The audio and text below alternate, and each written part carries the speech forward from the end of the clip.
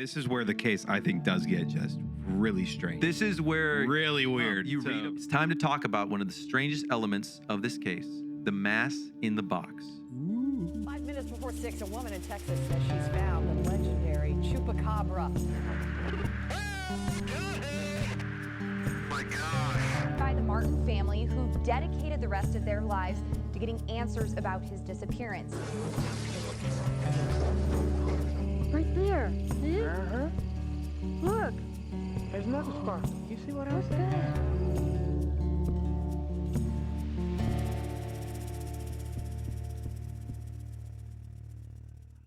Hello and welcome back to Tales from Delphi National Park, the podcast where my friend Ben and I talk about the mysterious, scary, and true stories that happen in your neck of the woods. We're in David and technically Ben's neck of the woods today, but we're in David's abode.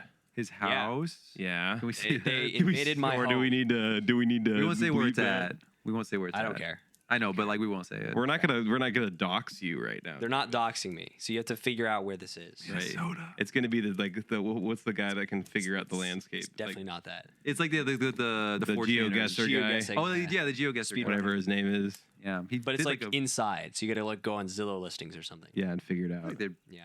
Anyway, might be enough context. we don't need clues. to give them too many clues. True. They'll figure it out. Well, we're excited today to do that. David was also in another one of our episodes, which I think is actually going to come out after this one. They don't know that. Oh, is it gonna be released after? Yeah, be released after this one. This one's gonna be released first. We're gonna do the I think the Okie Pinokie one, then And this then one, and then Oh, that's Oh, Helltown, okay. So this will be my first appearance. Helltown, Ohio. We're This gonna will be build your up technically first My appearance, first appearance. Wow. canonical. canonical appearance. Canonical appearance. Yeah. So we're super Right. excited. We're super excited to be in person. We didn't plan on this episode to be in person, but then stuff happened and life Circumstances. Just Life finds put a us way. that way. And for those who are like just sitting on their edge of their seats waiting for another video to upload, they're coming. Okay, that's what he thinks. they are coming. They're on their way. Hunter's working hard. One day. I'm working He's hard. a one-man show with that. I don't help. But we are definitely working on it. It's just lifed, and life happened, and I had to do some stuff and deal with some things. But we're back. We're back, baby. We're back, baby. So I'm really excited. David, could you just give us a little? I guess this would technically be your second time you have to introduce yourself. What if he doesn't, and then they What if I- learn about him out of order? Oh, they could do that. That'd be really funny. It's like a Better Call Christopher Saul. Nolan. I'm just a here. Christopher Nolan movie. Like Tenet. They just found me on the street. You're And now Robert I'm here. Yeah, that's true. Pattinson when we first meet you, but you're Yeah. older. And then we're going to meet you later when you're younger. He's like, let me tell you about my life, and that's what he That's does. exactly what he sounds like. That was scary. Let me How'd you do that? Please do more of that. let me tell Holy you about my moly. life. Is that good? Is that what you wanted? You should do his Mickey 17 voice where he's like, I'm Mickey 17. you should do that. Can you say that again? I'm Mickey 17. So, You basically don't even need to watch the movie now. That's you great. probably don't need to Literally. regardless because I've heard it's not really good. Speaking of which, I told them already, but I watched Sinners today. You did. Yeah, I thought it was very fun. It's insane. It's an insane movie. You would think sin is fun. Jeez. There is a No moment. respect. The only thing I can say is there is a moment where Haley Steinfeld spits in Michael B. Jordan's mouth. Have you seen all that the your favorite part? No, have you seen all the stuff about them in real life where like they're doing all these interviews together and she's like, "Oh, you're so great, Michael." And then there's the Spider-Verse actor who was trying to get with her and she just was Oh. like, "I don't like Shamik Moore." Yeah, Shamik Moore. But then like Didn't he Michael B. have- Jordan is like the flirting versus the harassment. Like he's just like the Yeah, Shamik Moore. he's isn't also he kind just of flirting, really but she's weird? like, "Yeah, that's cool." Yeah, no, Michael B. Jordan is just a. He is kind of he's more present. He's more. Yeah, he has more presence. He's just a very. My God, he's hot. But that makes sense because they play like some sort of romantic lead. Well, there's a actually they're twins. So Michael B. Jordan is in it both, and they really like emphasize that. I was very impressed with the CG of it because they like like they try to be like very clear of like, oh, we pulled this off. Like they were smoking a cigarette together and they'd like hand it off between each other. They do like the twin tricks. They do the twin tricks, Yeah. and then they had another one where like they're fighting, and the fight just is seamless, and you're kind of like, wait, does he have a twin? It's like very well done. Yeah. But they're both Michael B. Jordan. But they're both Michael B. Jordan. The more you keep talking about this movie, the more I really want to see it. It's really good. I'm probably gonna watch It's it. again, I was saying, I was like, I don't know if it's 100%, but it's so fun. Like it's so fun. Like it's a very fun movie, and they knew what they did, and they had fun with it, and there was weird parts about it, but even the weird parts were like, this is great. I'm having a great time. So anyway, That's the whole point of a movie. exactly. You just want to have fun. That's It's the entertainment. magic, baby. That's what made the Minecraft movie. So You know?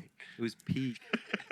I haven't seen that one yet. Did you guys watch it? We went. yeah. Was it? What was your take on it? I got popcorn thrown on. Actually, I got slushy on my person that I had to Oh, wipe did off they do in the theater. chicken jockey Oh, thing? yeah, They in Chicken did. Jockey, the there whole were row in front of us the was this whole group row. of teenagers who only came just to cheer then and throw all the stuff they had. And there's some kid with a laser pointer just like aiming it at random things in the least funny way possible. It He just wasn't kept, even like like, well used. occasionally putting a laser pointer on screen, and then occasionally people would be like, "Hey, stop it!"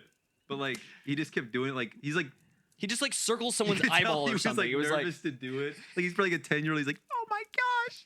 But like he felt bad after doing it each time, but then he couldn't resist because he's just like, "This is gonna be epic." This probably goes was so one of his cool. buddies I know I'm gonna filming get it for in trouble. clout too. Yeah, that's what it felt like everyone was yeah, there for. But well- it was fun in a way. A lot of cheering, A lot of clapping, cheering. Not in a popcorn. fun way. Popcorn. Well, that whole chicken jockey thing, man, it throws me for a loop. Okay, boomer. Sorry, you don't get fun. It's just it's kind of annoying. It's annoying when they like mess up the theater. Yeah, But if they're just cheering, that's that's fun. different. I still would probably be the guy in the theater that's kind of like, why don't you guys shut up? You'd be the guy there to watch the Minecraft movie. I'd be like, hold on, guys, I'm really trying to get into Guys, the plot wait, of I'm this. missing stuff. The one Play unironic it back. Minecraft movie watcher. Look, guys, I'm really trying to critique this well, and I can't focus. I can't hear what they're So I saying. want to watch Jason Momoa stop taking up space as they squeeze together, going through the hole. Ooh, yeah. Yeah. Day 69. I don't know if we can keep that in. Well, without further ado, Ben, what are we talking about today? Today, Hunter, Today. we're talking about a mystery that really got my attention, that I researched a lot because I thought it was very, very, very interesting. We did. It is the mystery of the 5 missing Sodder children. Children from a family in West Virginia who we don't really know the fate of, even though at first their fate may seem obvious. So do you want me to read the little introduction I have? Sure, go Just for to it. kind of give an intro? Okay. Yeah. The year was 1945. World War II was drawing to a close, and grateful American soldiers had begun their long journey home to reunite with their families. The Sodder family, for their part, had recently welcomed home their eldest son, John, and were now awaiting the return of their second eldest, Joe. It was a frigid, windy Christmas Eve night at their home in Fayetteville, West Virginia, and parents George and Jenny Sodder were home celebrating with 9 of their 10 children. Little did they know, by sunrise the next morning, their house would be destroyed, and 5 of their children would be gone without a trace. This is Tales from Delphi, and today we're going to be exploring the mystery of what happened to the Sodder children. You already kind of did that. Ooh, well, you know, I still Good appreciate intro. Good intro. Thank you. Yeah, the Sodder children. I'm very excited about this one. I've heard about it before, but we're gonna talk about it. Ben was very upset because he was like, "Can I say this, or would you be upset about it?" No, I don't know what you're saying. The Nexpo. I wasn't upset. Oh, I was upset because Nexpo uploaded a video about this on his podcast, Mm-hmm. like 2 weeks ago. And I had this script done like a month ago. It's just we haven't really had a chance to record. So like up to this point, I didn't know of like a high profile YouTuber who had like covered this yet. Besides Wendigoon mentioned it briefly in one of his conspiracy theory icebergs. And I think the Lore Lodge guys did a video on it, but it felt like BuzzFeed Unsolved also. like covered it. 10 years ago. Yeah, they get that's true. so much wrong. That's why I wanted to do this episode as well. They get People just so don't much know. wrong. People just say stuff. And I That's get true. it because they didn't have great resources. The thing that I referenced the most was this book, which I would recommend for anybody interested in like learning more about it. It's by Bob Lane Bragg, who's an engineer from West Virginia who grew up hearing about this mystery and then devoted like 10 years of his life writing this book because he had documents through the Sodder family and through other means that like not really anyone else has, and he quotes them in this. So like he actually has the official accounts of like what happened, Yeah. which most people are just working off of like, here's the legend of the Sodder children, and here's some mystery, and here's some facts, and here's a good story, but not necessarily like what actually happens. That's what I hope this can be today, is like not like the most accurate, but hopefully The like a facts. very accurate, based on like what records show and what is plausible, like a account of what happened. So Cool. yeah. Well, excited. As we always say, if you are enjoying this podcast, like, subscribe. You can set the bell icon to get any new stuff we post, because we will post. But we're really excited to hopefully expand. We're doing a lot more in-person stuff. We got to go like camping. We'll probably do a lot more of that too if people really, really like it. We have a good time with it. Last time we did it. So hopefully, just let us know. And feedback is always appreciated. So if you really, really enjoy, this will be really, really great. And this might be a two-parter. We'll see. We'll see how far we It get. could be longer because the document is longer. The but document is long. So we might do a two-parter, and we'll split them up into 2 episodes. But that just means, we did our research. Well, you really did a lot of the research. I I did nothing. read all this book in like 3 days because I was just obsessed, and I didn't bomb a test, but I probably didn't do as well on a test as I could have because I just was focused on this. Yeah, Ben's studying to become a doctor, and he said, "Hold on, I just need to figure. I need to get out. my podcast career going before I can get this up." And there's still there's a lot more in this book. Like he does a lot of contextual stuff. Yeah. Contextual stuff, like about like Italian culture. Like he goes into a lot of stuff. So I tried to Interesting. focus on the main stuff. But Well, okay. Without further ado, get cozy, get some blankets on. Put on the fire. Do whatever you need to get all comfortable. Because today you're going to hear some tales from Delphi National Park.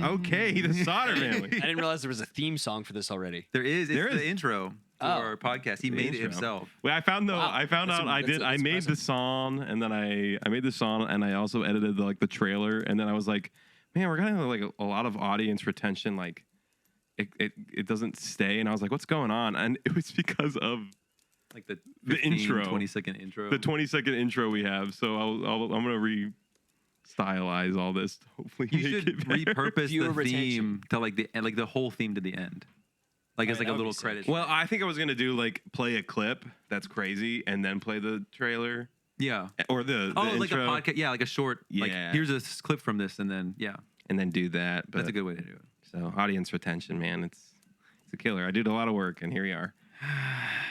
Okay, so the Sodder Endless- Put family. in the work. Put in Endless the toil hours. for the wicked. Endless toil. And I'll read the first few because they're just kind of like context stuff. Yeah.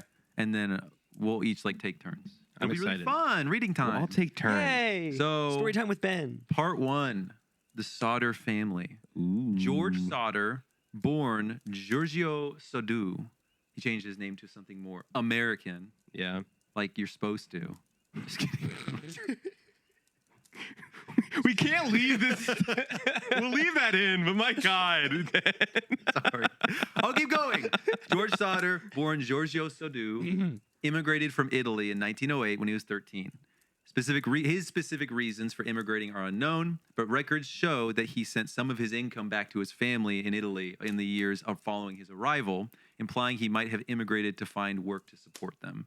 That's a big thing that a lot of people bring up, where they're like, why did he go to Italy, like to America? Was he running from Italy? But like No one was coming to America. the in mafia was 1908. after him. That's a big thing. But anyway. No one was coming to America in 1908, David. What records show is that he sent they have his World War I registration forms, and they show part of his income going to his family. So Oh, it probably was gotcha. just that. But anyway, George eventually settled in Smithers, West Virginia, to work as a coal miner It was there he met Jenny Cipriani, whom he soon married. The couple moved frequently due to George's job until, in 1935, he began working as a truck driver for a local coal hauling company. At this point, the Sodders had settled in Fayetteville, West Virginia, a town with a close-knit community of Italian immigrants. Does somebody else want to start reading the next one? I can read it. Go for it. The hauling company George worked for was owned by a local Italian businessman. Say his name. No, please, can you do it? Why did you have me start this? Do you want me to change it? Can we just change it to something? No, I want to try. Do you know it and how to pronounce it? Fiorenzo Giannuttolo. Fiorenzo Giannuttolo. Yeah, there you go. Okay, again, if I mispronounced it, very sorry. Prominent figure A lot of Italian names. within the community who owned many local business. Giannuttolo actually co-signed the loan George took out to purchase his home in Fayetteville, and in return, George had agreed to list his employer as a beneficiary on the house's insurance policy, with Fiorenzo standing to receive $1,500, or in today's money, it would be $34,000. If anything were to happen to it. Interesting. I feel like it's a little foreshadowing. I'm just presenting the fact. Interesting. So his employer co-signed his insurance policy and was a beneficiary of the insurance policy. So if you anything were happened to the home. Yeah, but $34,000. I don't know. It's something. It's not It's a little bit of money. a crazy. If I was amount. in crisis, it would be nice. If that makes sense. It'd be nice right now. I'd take 34,000. But I'm not I'd an love that right now. successful Italian businessman. Yeah. From a prominent Right, family. like it's just kind of like, why would you need anyway? But all right, by the early 1940s, George and Jenny had 10 children. Wow. They got busy. Yes, sir. All living with them in Fayetteville soon after America's entrance into the Second World War. Their two oldest sons, John and Joe, left to serve in the conflict. During this time, George became an outspoken critic of Italy's fascist leader, Benito Mussolini, and as a result, received multiple threats from more pro-Mussolini members of the Italian community. Okay? Mussolini. Did I do that right? Yeah. I feel like that's a little more It's a little more mainstream. common knowledge. Yeah, it's a little bit more mainstream figure here. Yeah. If I remember my history. Around this time in 1943, George left Giannuttolo's company to start his own hauling business with the help of his family. It is unknown under what terms George parted with his employer, though there were rumors the split stemmed partially from their disagreements over Italian politics. Okay. I'll keep reading. So other events soon revealed bad blood between George and his former employer. In August of 1945, 3 months before the fateful Christmas Eve night, the one that's the main. That's the big The event. Christmas That's the event. Insurance salesman Rosser Lawn, at the behest The behest of Giannuttolo, visited the Sodder household to persuade George to increase his home insurance coverage and take out life insurance on his entire family. George declined the offer, viewing the suggestion as unnecessary. Very interesting. So this is where accounts like the BuzzFeed Unsolved, they say that the insurance. Actually, this is gonna be later, but I think I'll say that later. Sorry, I got mixed up. BuzzFeed Unsolved said something. They said something, tell and you I'll point it out in a minute. But yeah, this insurance salesman comes at the behest of the employer, and he's like, "Hey, you should take out life insurance on all your family, including your children, the youngest of which is 3 years old." And he says, "Oh, okay, no." He's like, "No." And then the guy's like, also like, "Oh, you should increase your home insurance policy too, so you get a bigger payout. That's awesome. Increase your Well, I mean, premium. you might get a bigger payout. You might. Who You might- knows? who knows? Who knows? Something knows? could happen to you. Soon after Lawn's visit, Fiorenzo himself. Hey, confronted- you missed. Did I? Oh, sorry. Meanwhile, Jenny Sodder was caught up in a dispute over her deceased father's will and estate, an issue that, for unknown reasons, Giannuttolo seemed to also have stake. Have a stake in. Sorry. Interesting.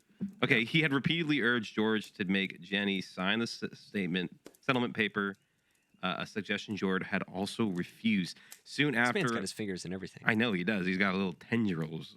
Soon after Lawn's visit, Fiorenzo himself confronted George over these refusals, during which he said, Do you want me to say this? Or you want to say it? There's a cuss word.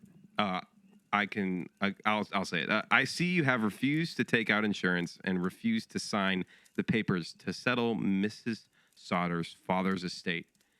Your gosh darn house is going to go up in smoke, and your children are going to be destroyed. You're going to be paid back for the dirty remarks you have made about Mussolini, and that was from the book. That's a quote from the book that the guy gets from the official police reports about how Gianotolo basically said this. Gianotolo said this. Yes. Okay. So the guy who's had Sorry, I don't his know own if that's thing and all correct. that, and then he had another guy The come insurance and salesman goes, and George refuses. And then Gianotolo shows up later, and he's like, why didn't you take out the insurance policy? Your house is going to be destroyed, and your children are going to be, like, killed. You're going to be paid back for your remarks. So you're saying this is a unsolved? It's a mystery.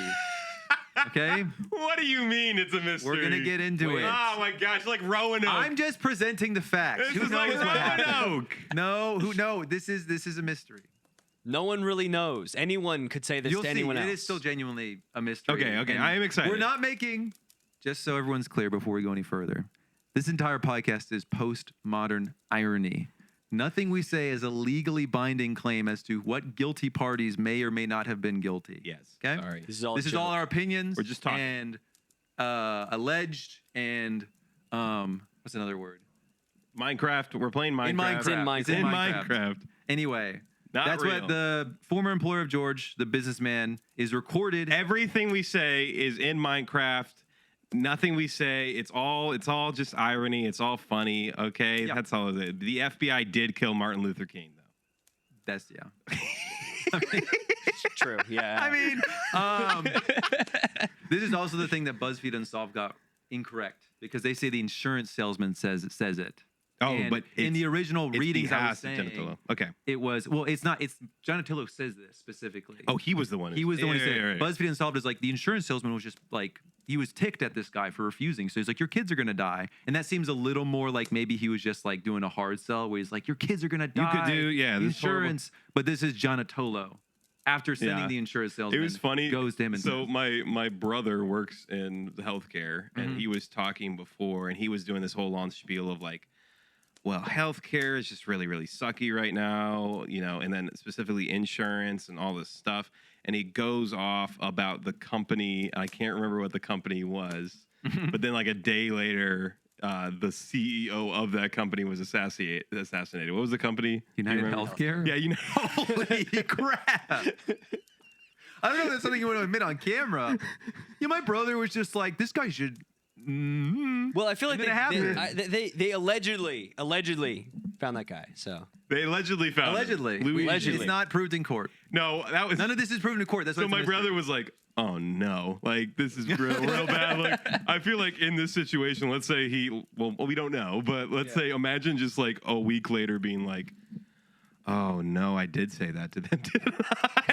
You're just Like, talking to like a crap. coworker Crap. on like company phones or something. You're just like, "Oh, man, their no." house could burn down and their children can go missing, and it's like they'll be paid back for their dirty remarks about Mussolini. And then, Oh no, he got paid back for his dirty remarks. No. that would be so funny. Anyway, yeah, David, why don't you finish this off? Oh, sure. Starting under the bolded. Starting off after the bold. Yeah. After the All right. Gianotolo failed to convince George with his threatening statements, so he went behind George's back and increased the policy's coverage on his own, subsequently increasing his own payout from $1,500 to $1,750, which is like $40,000. That would have been like what, a $4,000 increase? Yeah. That's not a ton. Yeah, but still, $6,000 seems increase. a I little think. something you shouldn't do without consent. He did. He could do it because I think he was like a co-signer, Yeah, so he like had $6,000. equal authority. But then it was like kind of behind his back. This guy is He really, didn't tell him. really acting a little okay. sus. No in accusations. Minecraft. In Minecraft, allegedly. Weeks later, a stranger stopped by the Sodder home, ostensibly to talk to George about potential work. During their conversation, the stranger made his way around the back of the house with George, pointing toward the house's fuse box connected to the outdoor power line, and remarked, "That's going to cause a fire someday. It's faulty." Subtle foreshadowing. George was surprised by the man's remark because he had recently had a licensed electrician install new wiring for an electric stove, which the local electric company had inspected and certified as safe. Subtle foreshadowing. So not foreshadowing. Just like he says that, and then it just cuts to the house on fire for like a frame and then back. It's like those subtle foreshadowing memes where it's just like cutting to the end. Oh, that's gonna start a fire. Oh. Anyway, so yeah, he's like, there's gonna be a fire, and he's like, I just fixed the wires. I need a Why would you say certified that? electrician, Why would you say that? local electrician. Some random guy who just Inspect it. showed up. We're looking for work.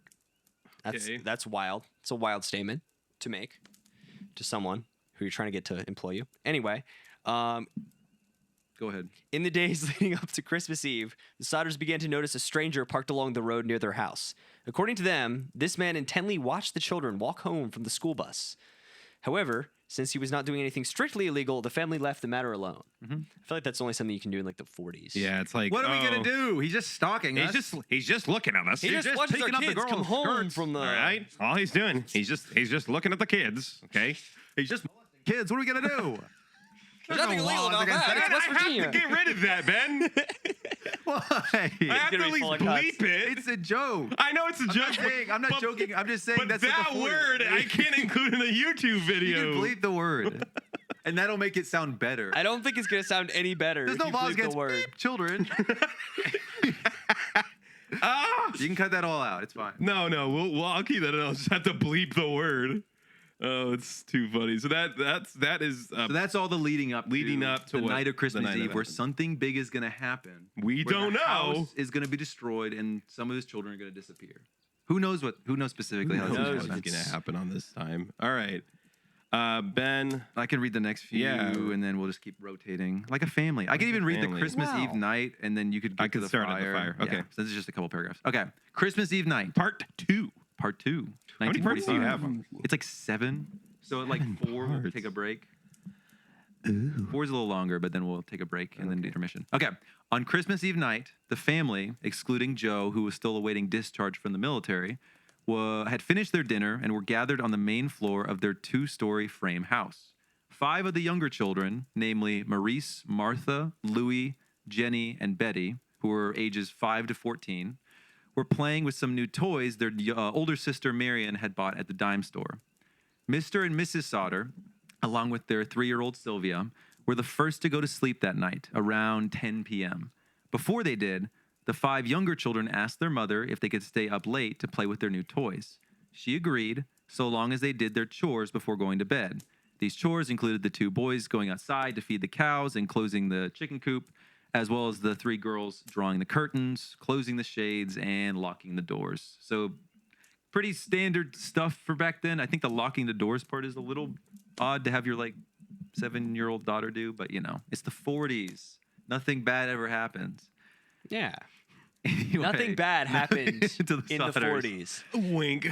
The tired mother then went to the master bedroom on the main floor, where she placed Sylvia in her crib and then joined her husband in bed. The 2 older boys, John and Ted, went to sleep soon after, heading upstairs to the boys' bedroom around 11 p.m.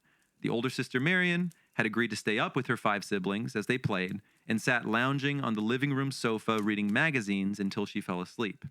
Many accounts then assume that the 5 children went upstairs to the girls' bedroom down the hall from the boys' bedroom, though it is important to note that none of the family actually saw them do so. Interesting. In fact, from the point where Marion fell asleep, which is probably around like 11:30, late 11, getting close to midnight, none of the Sodder family ever laid eyes on these 5 children again, with possible exception of one, whom we will discuss later. Settle for you. Ooh. Past this point, their whereabouts can only be speculated. All right. You ready, So Hunter? that's where they had the last, sight of them until what's about to happen. That's part 3, the fire. At around 12:30 a.m., the phone in George's office across the hall from the master rang. A half-awake Jenny went to answer it. On the other end was a woman asking for a name Jenny didn't recognize.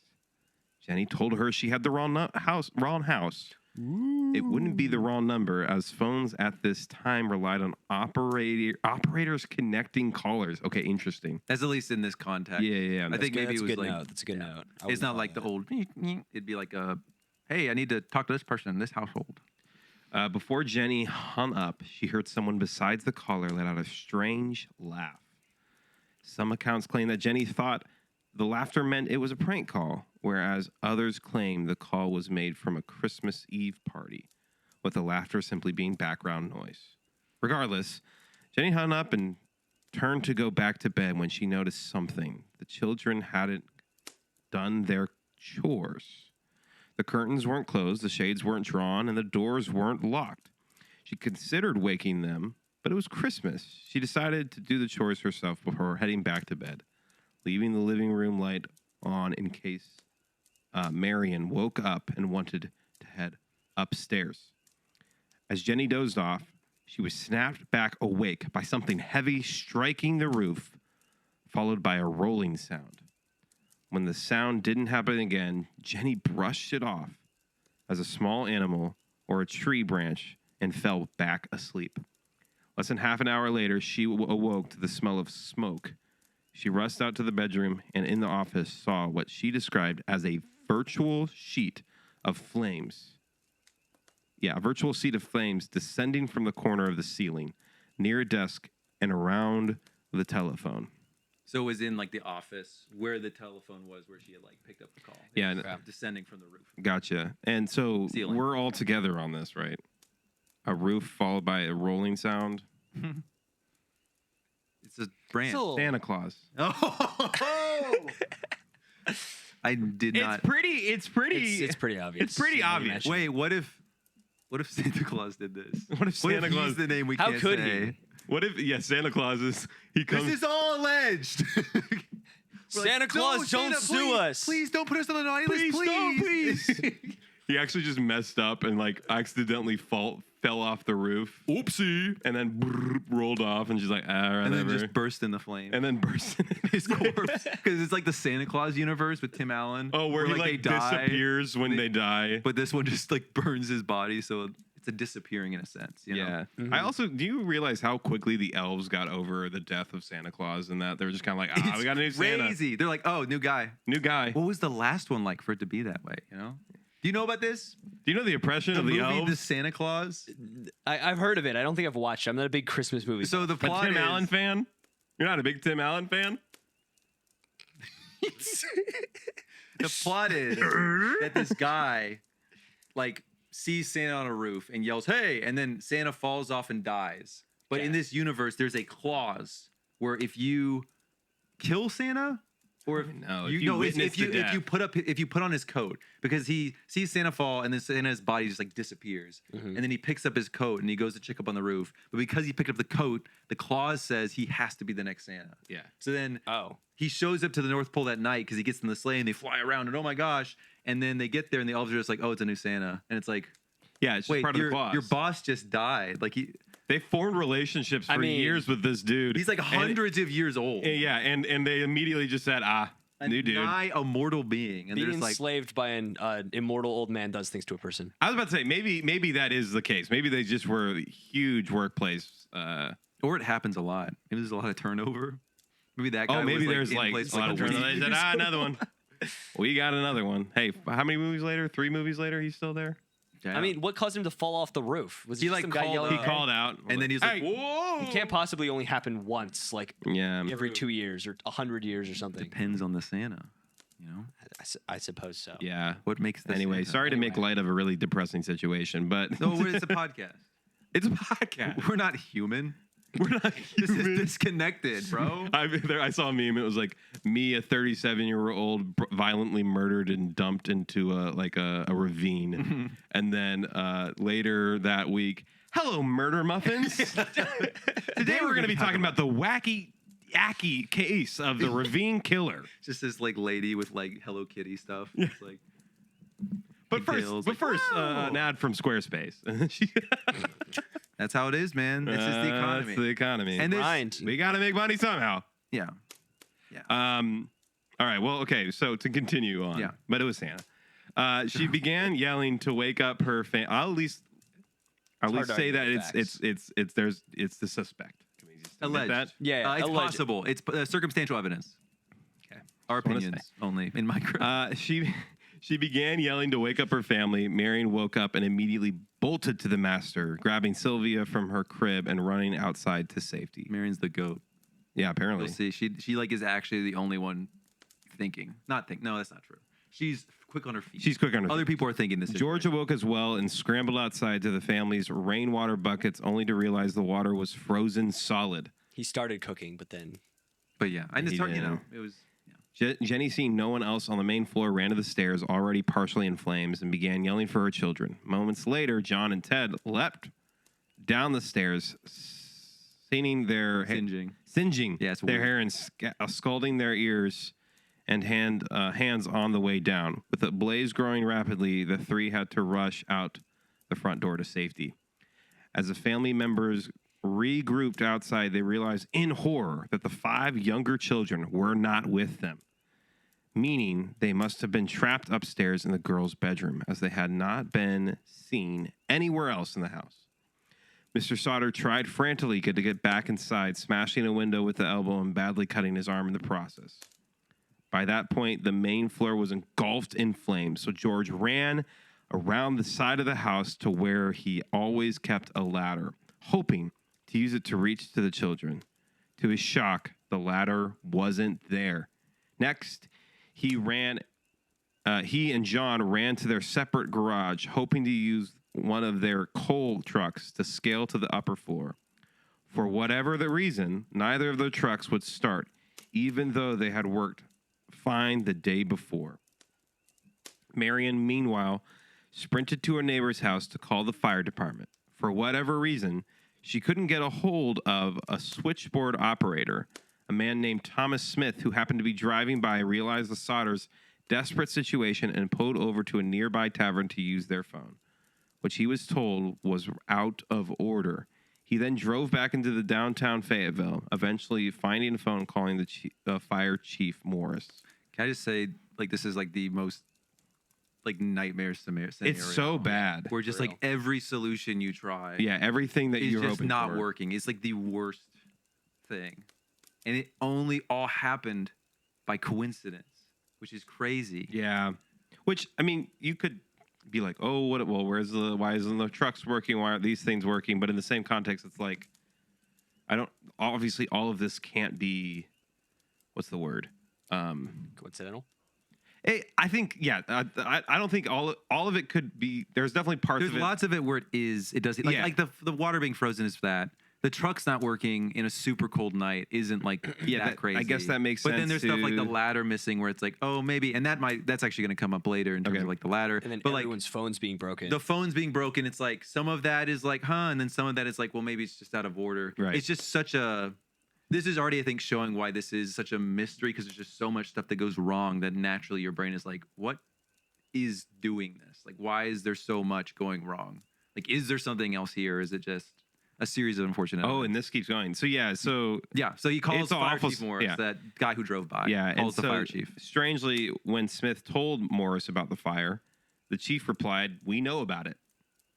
Smith asked when the department was going to respond, to which Morris simply said, "I don't know."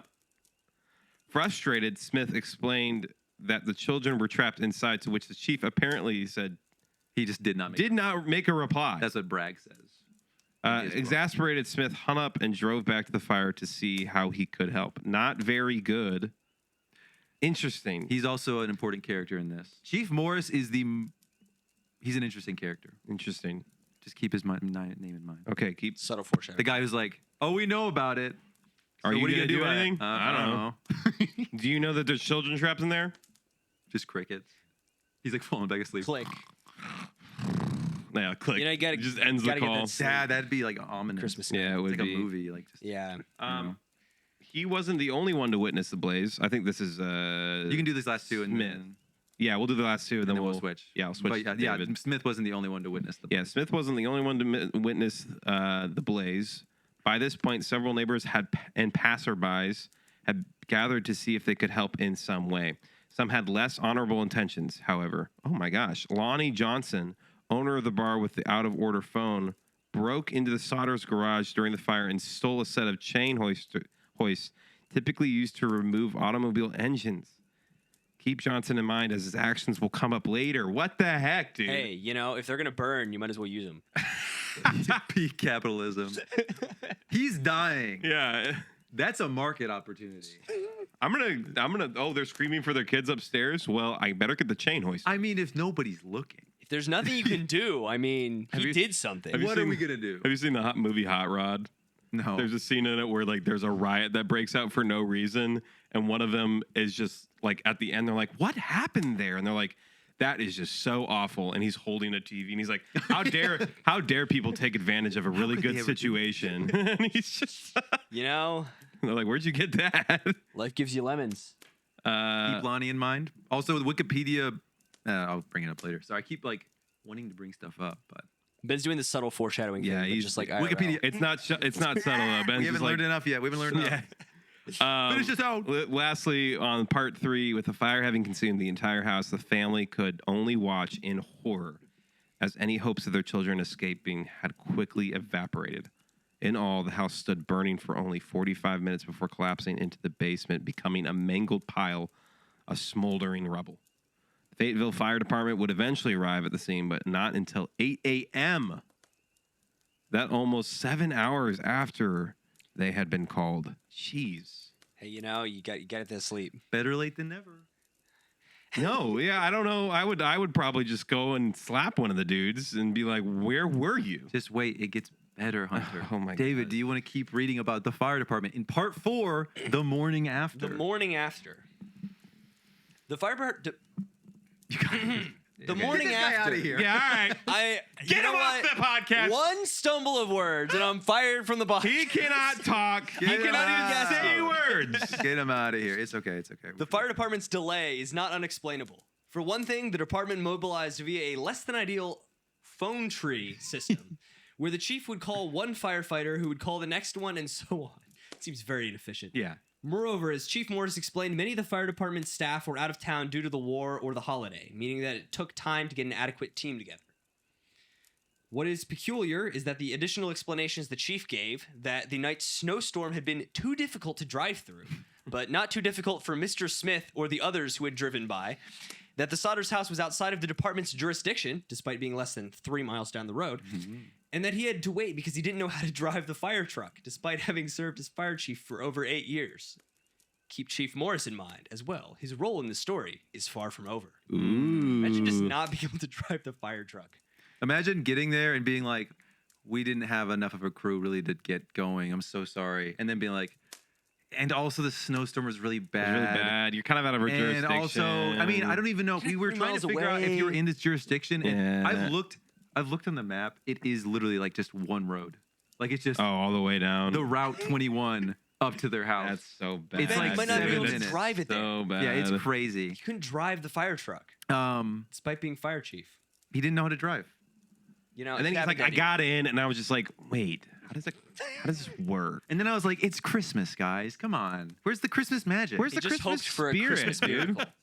Where's the Christmas They're spirit? like standing over like the pit of their house, and he's like, guys, show a little Christmas spirit. Oh, did Santa Claus come? Did Santa Claus leave somebody cold? They're Oh. just weeping.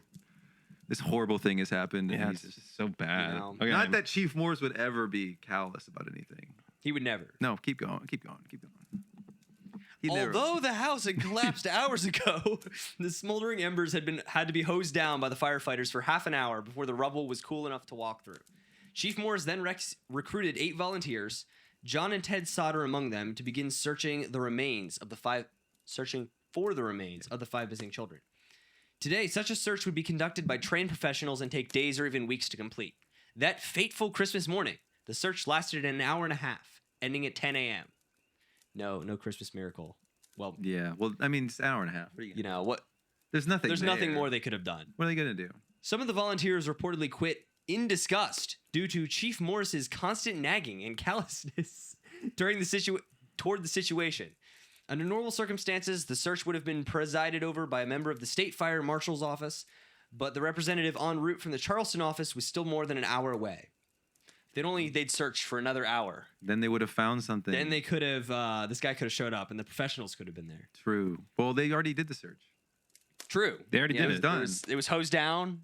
The fire was extinguished. No They had- remains. 9 people searching. There were 9 people At least at searching one for point. an hour and a half. Before some of them left because the chief was being Having an attitude problem, apparently. I don't know. Apparently. That's all. They just say in disgust and like constant nagging. The book didn't really specify like what he was saying or doing, but it seemed to be some level of he was just like, go there, like being very bossy. Sounds like you had a few too many drinks at the Christmas Eve party. Apparently, dude. Who knows? Who knows? I don't know. A little, I don't know. Not feeling good in the morning. Anyway, Anyway, two state police troopers arrived on the scene around 10:15 a.m. halfway through the 9:15. search. this is important. 9:15. 9:15. Okay. Note 9:15. Halfway through the search and began taking statements from witnesses. They were quick to conclude that the fire had been started by defective wiring in the house. Mainly based on Mrs. Sodder's statement that she had first seen the fire around where the house's fuse box was located. Which is fair. Was the fuse box like on the? Did you say it started near the phone or the? It's on the outside wall of the office, which is where she first Okay. saw the fire. She saw it like kind of descending from the ceiling of that portion. So it's not like bad logic Yeah, to it be doesn't like seem, the unreasonable. fire started. There's a fuse box there. Every other house in this time lights on fire because of something. Quality 1940s It's all wiring. extremely dry wood and before asbestos, probably before. True. Before the miracle of Before- asbestos. Yeah, dude, bring The it back. miracle. Bring it back. They're trying to cancel asbestos on her. RFK I is hate gonna that they take keep away my doing that, man. asbestos. I want asbestos back. It's very good at dampening flame. It's very flame resistant. It's in brake pads. They put it in brake pads so that they don't catch on fire. Well, that's good. But they don't put it. Sometimes you just gotta trade a little bit of cancer for a little more flame retardants. Yeah, why wouldn't I do that? Malignant mesothelioma. That's the commercials. Malignant mesothelioma. Kid. If Oh you my or a loved one. If you or a loved one is diagnosed with malignant mesothelioma, Call the sevens. I don't have any. George was okay. not convinced by her explanation, knowing that he had had the wiring inspected only months prior. Nothing could have gone wrong there. But you kind of get how he's like Hey, in, like, in I the shock checked- of the moment, you're like, I had the wire. Like I did everything I was He supposed did his to. due Yeah, diligence. yeah, I he can't did blame his him for job. being like, it wasn't my fault. Like it's It very wasn't his logical as a fault. father in this situation to be like I did what I was supposed to do. This is frustrating and I can't accept at this point because five of my children are gone. True, you know? It's like, true. yeah. It's like 9:15 the morning before. Yeah, it's after. literally yeah. Jenny shared her husband's skepticism because she had noticed that the lights stayed on throughout most of the fire, indicating that the wiring had not been compromised, or at least I guess okay. the Now circuit the lights were on. it was Were the the lights in the living room. I don't know how many circuits it had. That's why you're here. You're the expert on I'm the wiring. expert on I know they. expert on wiring. The big point that she always brings up is like, well, the lights, because she turned the light on for Marion earlier before she went to bed, and then that light was on. She's like, we couldn't have made it out of the house unless the lights were on. I know they were on, and we saw them on until like minutes later. This was before the fire engulfed the whole thing. 'Cause Yeah. it was still dark enough. It that was you could like see the in lights were between. on? Yeah, you could see the lights were Okay. on. So I guess the issue is, does that make sense, or it sounds like what you're saying is it depends on whether there's like multiple different. I mean, it would circuits. depend. Also, like, yeah, I guess it would depend if it had shorted and no longer providing power to the lights. Yeah. Or I guess charred wood also is conductive, so if That's what it was doing. if it had been charred, it could have shorted stuff out. But it sounds That's like I what would it was guess the doing. circuit didn't blow. If there was a fuse box, the fuses should have blown if there was a wiring issue. And maybe some of them did, but I guess some of those fuses. Yeah, may it's not not be the ones with necessarily. wires. It's hard to know whether it was, but for her, it was like, why would the wiring be bad if Right. it was all working? Or and also fine? at this time, people tended to remove the fuses if they kept blowing and insert pennies in there to Oh. prevent the fuses from ever blowing again, which would then. That's very fires. logical and safe. But it sounds like this was new, so I can't imagine. Maybe they hadn't had issues with that yet. But yeah, Yeah, who knows? I've just heard rumors of people doing that a lot back in this time. Back in so- the day. Back in the day. Back in the day. Back Back in in your the 20s. day. Back in my day. Yeah. Okay. The troopers, I think, The is troopers. Yes. All right. The troopers also noted combustibles in the house's basement, namely drum barrels they claimed had contained drip gasoline, as well as truck tire fragments. George later refuted this claim, saying he had used the space to repair motors, Motors. There you go. and that there was no gas in the barrels nor tires in the basement at the time of the fire. Would you like to explain drip gasoline? It is. I don't understand exactly how it works, but on like natural gas collection systems, somewhere on some pipe, some gas like condensates and then drips off. And apparently, it was very common back then for like random people. You can just imagine like the average West Virginian resident back then, just being like, "I'm gonna put my barrel here. It's gonna get a barrel of gasoline," and it's very volatile. It's like very aerosolized, like it's going to be very vaporous. Okay. Interesting. So it's very flammable.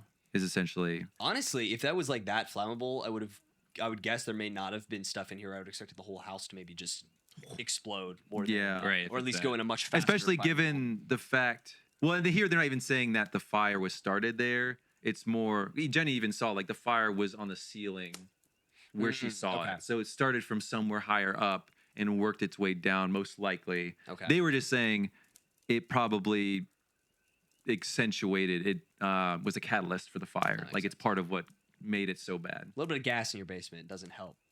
No, fire out. it doesn't. But he refuted that. And So that's there's just no kind of like gas. hearsay in terms of he said that. They claim they saw those. I guess it's whether you believe his claim, which that's what he said. I don't know why he would lie if there was a.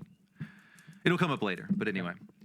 Around 10 a.m., Chief Morris told the Sodders that no trace of the remains of the 5 children were found after a thorough search, I'm sure. Jenny replied, "That's impossible.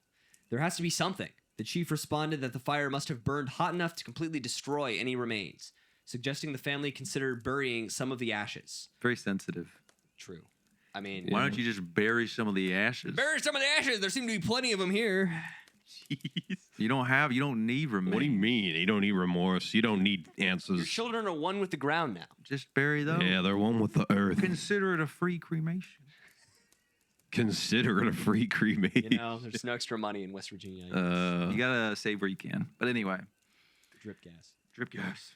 With George still badly injured from the window he broke earlier, the exasperated father reluctantly accepted the chief's statements before leaving for the hospital. Okay. I might read the next section because it kind of shifts focus. Yeah, so that's so far. With the search complete, Fayette County Prosecutor Carl Vickers decided to hold a coroner's inquest then and there at the site of the fire. A coroner's inquest is a formal proceeding done to determine the cause of someone's death, typically with a government official, jury, and coroner present. Being a small rural town in the 1940s, it wasn't uncommon in Fayetteville for such an inquest to be held at the scene, especially when the cause of death was considered obvious. The jury of the inquest was headed by Cleante Gianatolo, the cousin of George's former employer, Fiorenzo. Cleante co-owned many of his cousin's businesses, as well as some of his own, including the bank from which George had taken the loan for his house. 3 of the other 6 jury members were also work associates of Cleante, including the bank's president, one of its bookkeepers, and, oh, there he is, Chief Morris, He strikes who again. also worked as a bookkeeper for one of Cleante's companies. Within a couple hours, the inquest had reached its conclusion.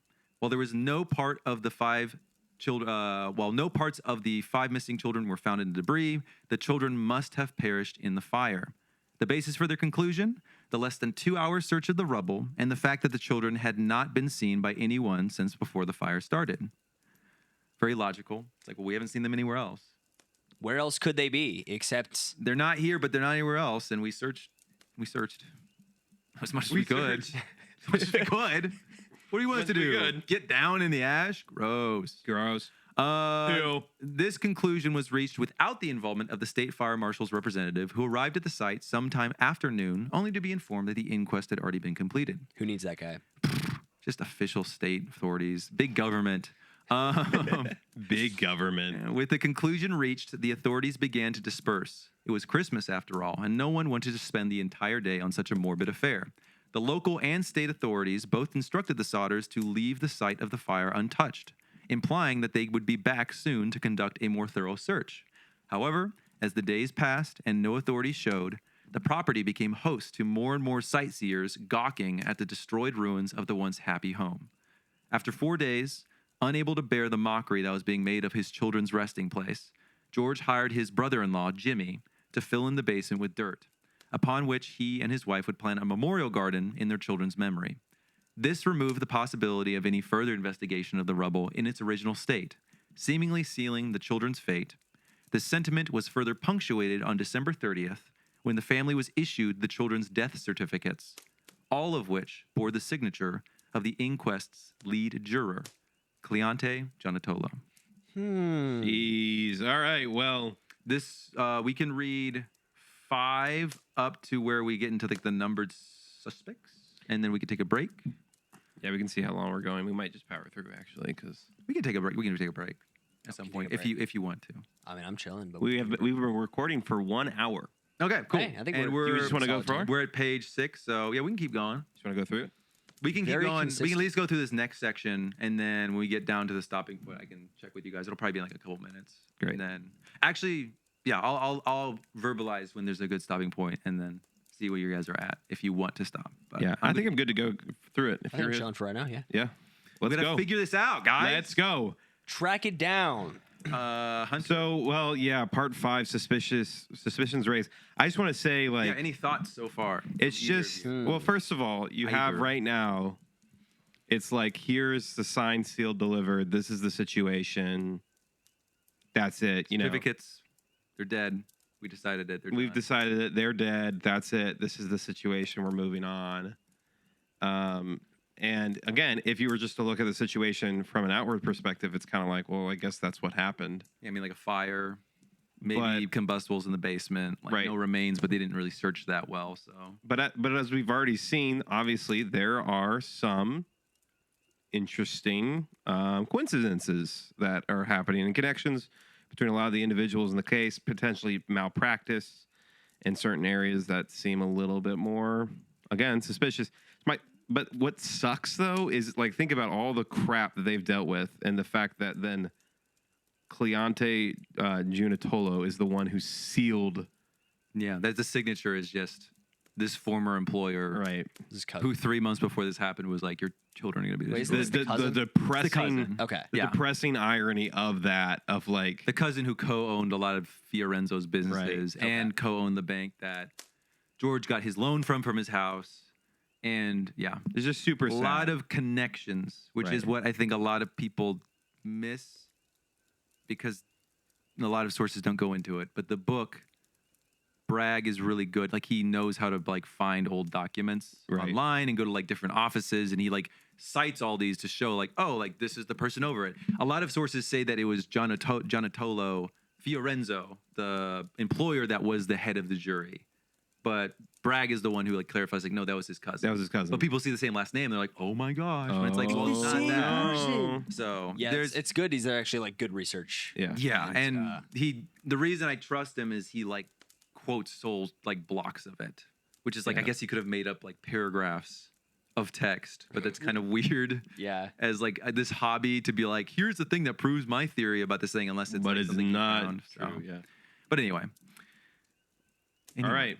Did you have any thoughts, David, before we continue? I don't have it. Wait. So Yes. the bank had out the loan for the house, right? But the insurance policy is separate. The So the insurance policy is loan is co-signed by Fiorenzo. Mm. And as like an exchange, George was like, oh, you can be a beneficiary on my insurance policy. Like, it's almost like collateral. I mean, that would make sense. Yeah. Yeah. Because like if the house burned down, I wonder if that would happen. He's, like, part of the then, Then loan. like he gets some of his return back Yeah. from the insurance policy on the house, I would assume. So that's why that was the Interesting. case. So it's not like, oh my gosh, why did he do this? It's like, well, that makes sense. It's more, why was he trying to increase it, and all that stuff. Right. with the Inflation. threats. Oh. But yeah. Okay. All right. Well, No. Carry on. here we are with a seemingly sealed situation. However, No questions. no questions. Mm-mm.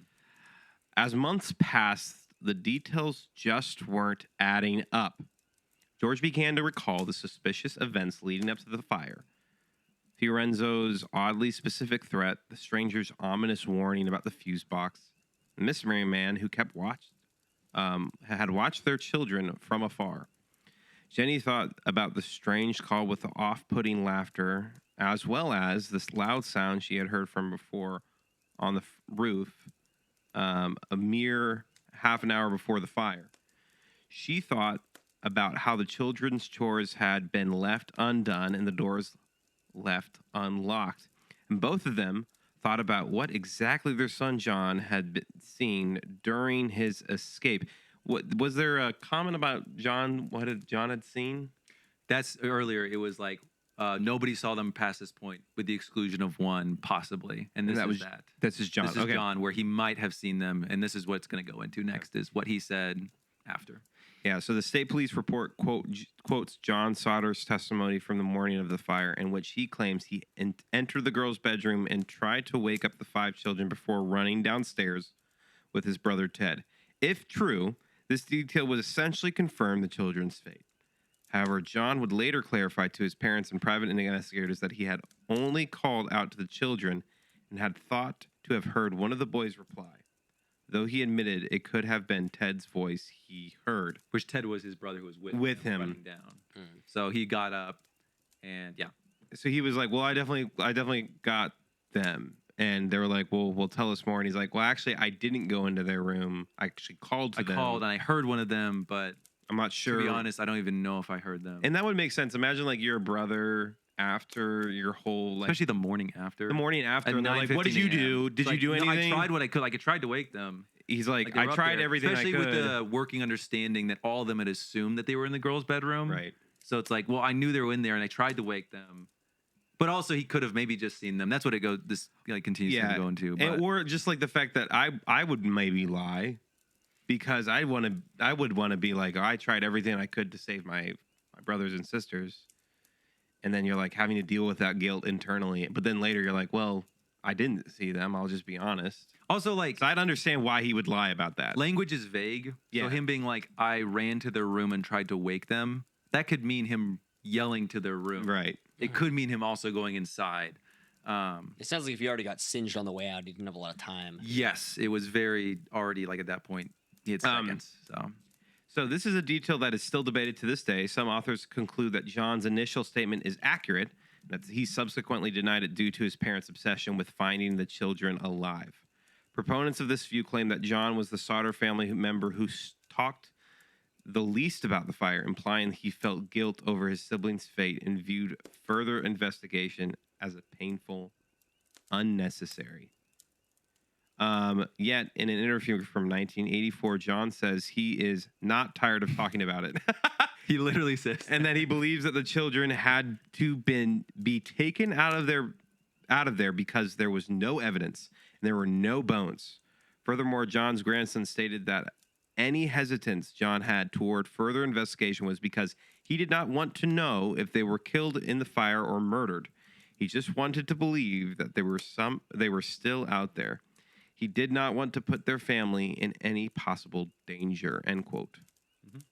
Assuming that John's initial statement was either misquoted or simply inaccurate, leaving open the possibility that children were never in the girls' bedroom to begin with, and that they had instead left or been taken out of the house sometime before the fire started. This possibility began to stew in the minds of the Sodders as suspicious details continued to compile. So, for instance, none of the witnesses had heard any of the children scream or smelled the distinctly sickening stench of burning human flesh during the fire. It was a windy night, which might have masked the sound and smell, yet the strange detail remains.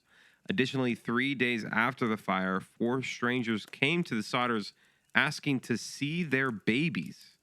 apparently babies was like a common slang back then for like kids. Like, oh, let me see your babies. Like, let me see your kids. Interesting. George and Jenny would later note it seemed as though the visitors were asking to learn if the parents suspected anything. Some accounts have attributed the group's behavior to drunkenness, yet the oddity of the interaction remains. That's so weird. That's really weird. That would freak me out as like a I parent. wanna Hey, let me see your baby. Can we It's see like- them? Can we see them? It's like, and The just babies in front that of their died. burned out house that you just like show up at a couple days later. Yeah. That's weird. And that's from like a local report, like a newspaper when they interviewed the Sodders. Like that's a direct quote from them being like, there were these people who showed up. Like that's, I don't know. It just happened. It's real.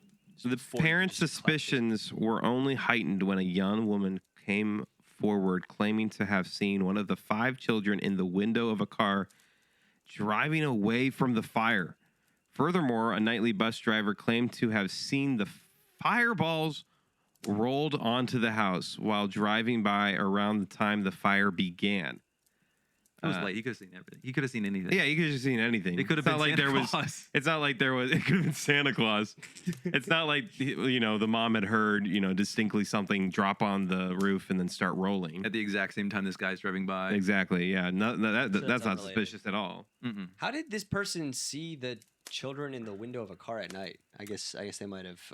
She kind of came forward. That is Okay. more like maybe just somebody was like, I thought I saw something, because this Okay. mystery became pretty big in the town pretty Right. quickly. Then everybody's like see why. sensationalized, like, oh my gosh, I actually thought I saw Like, I thought I saw something. I Wait, thought I was saw that them? You know, like, so. But then Um, the bus driver's just like, yeah, I just saw balls of fire being thrown into your Yeah, room. it's crazy. metal. Yeah, pretty. It's kind of like, it feels like a biblical event almost. Yeah, Like- it feels apocalyptic. Yeah, like a ball of fire like falling onto a roof, and very interesting.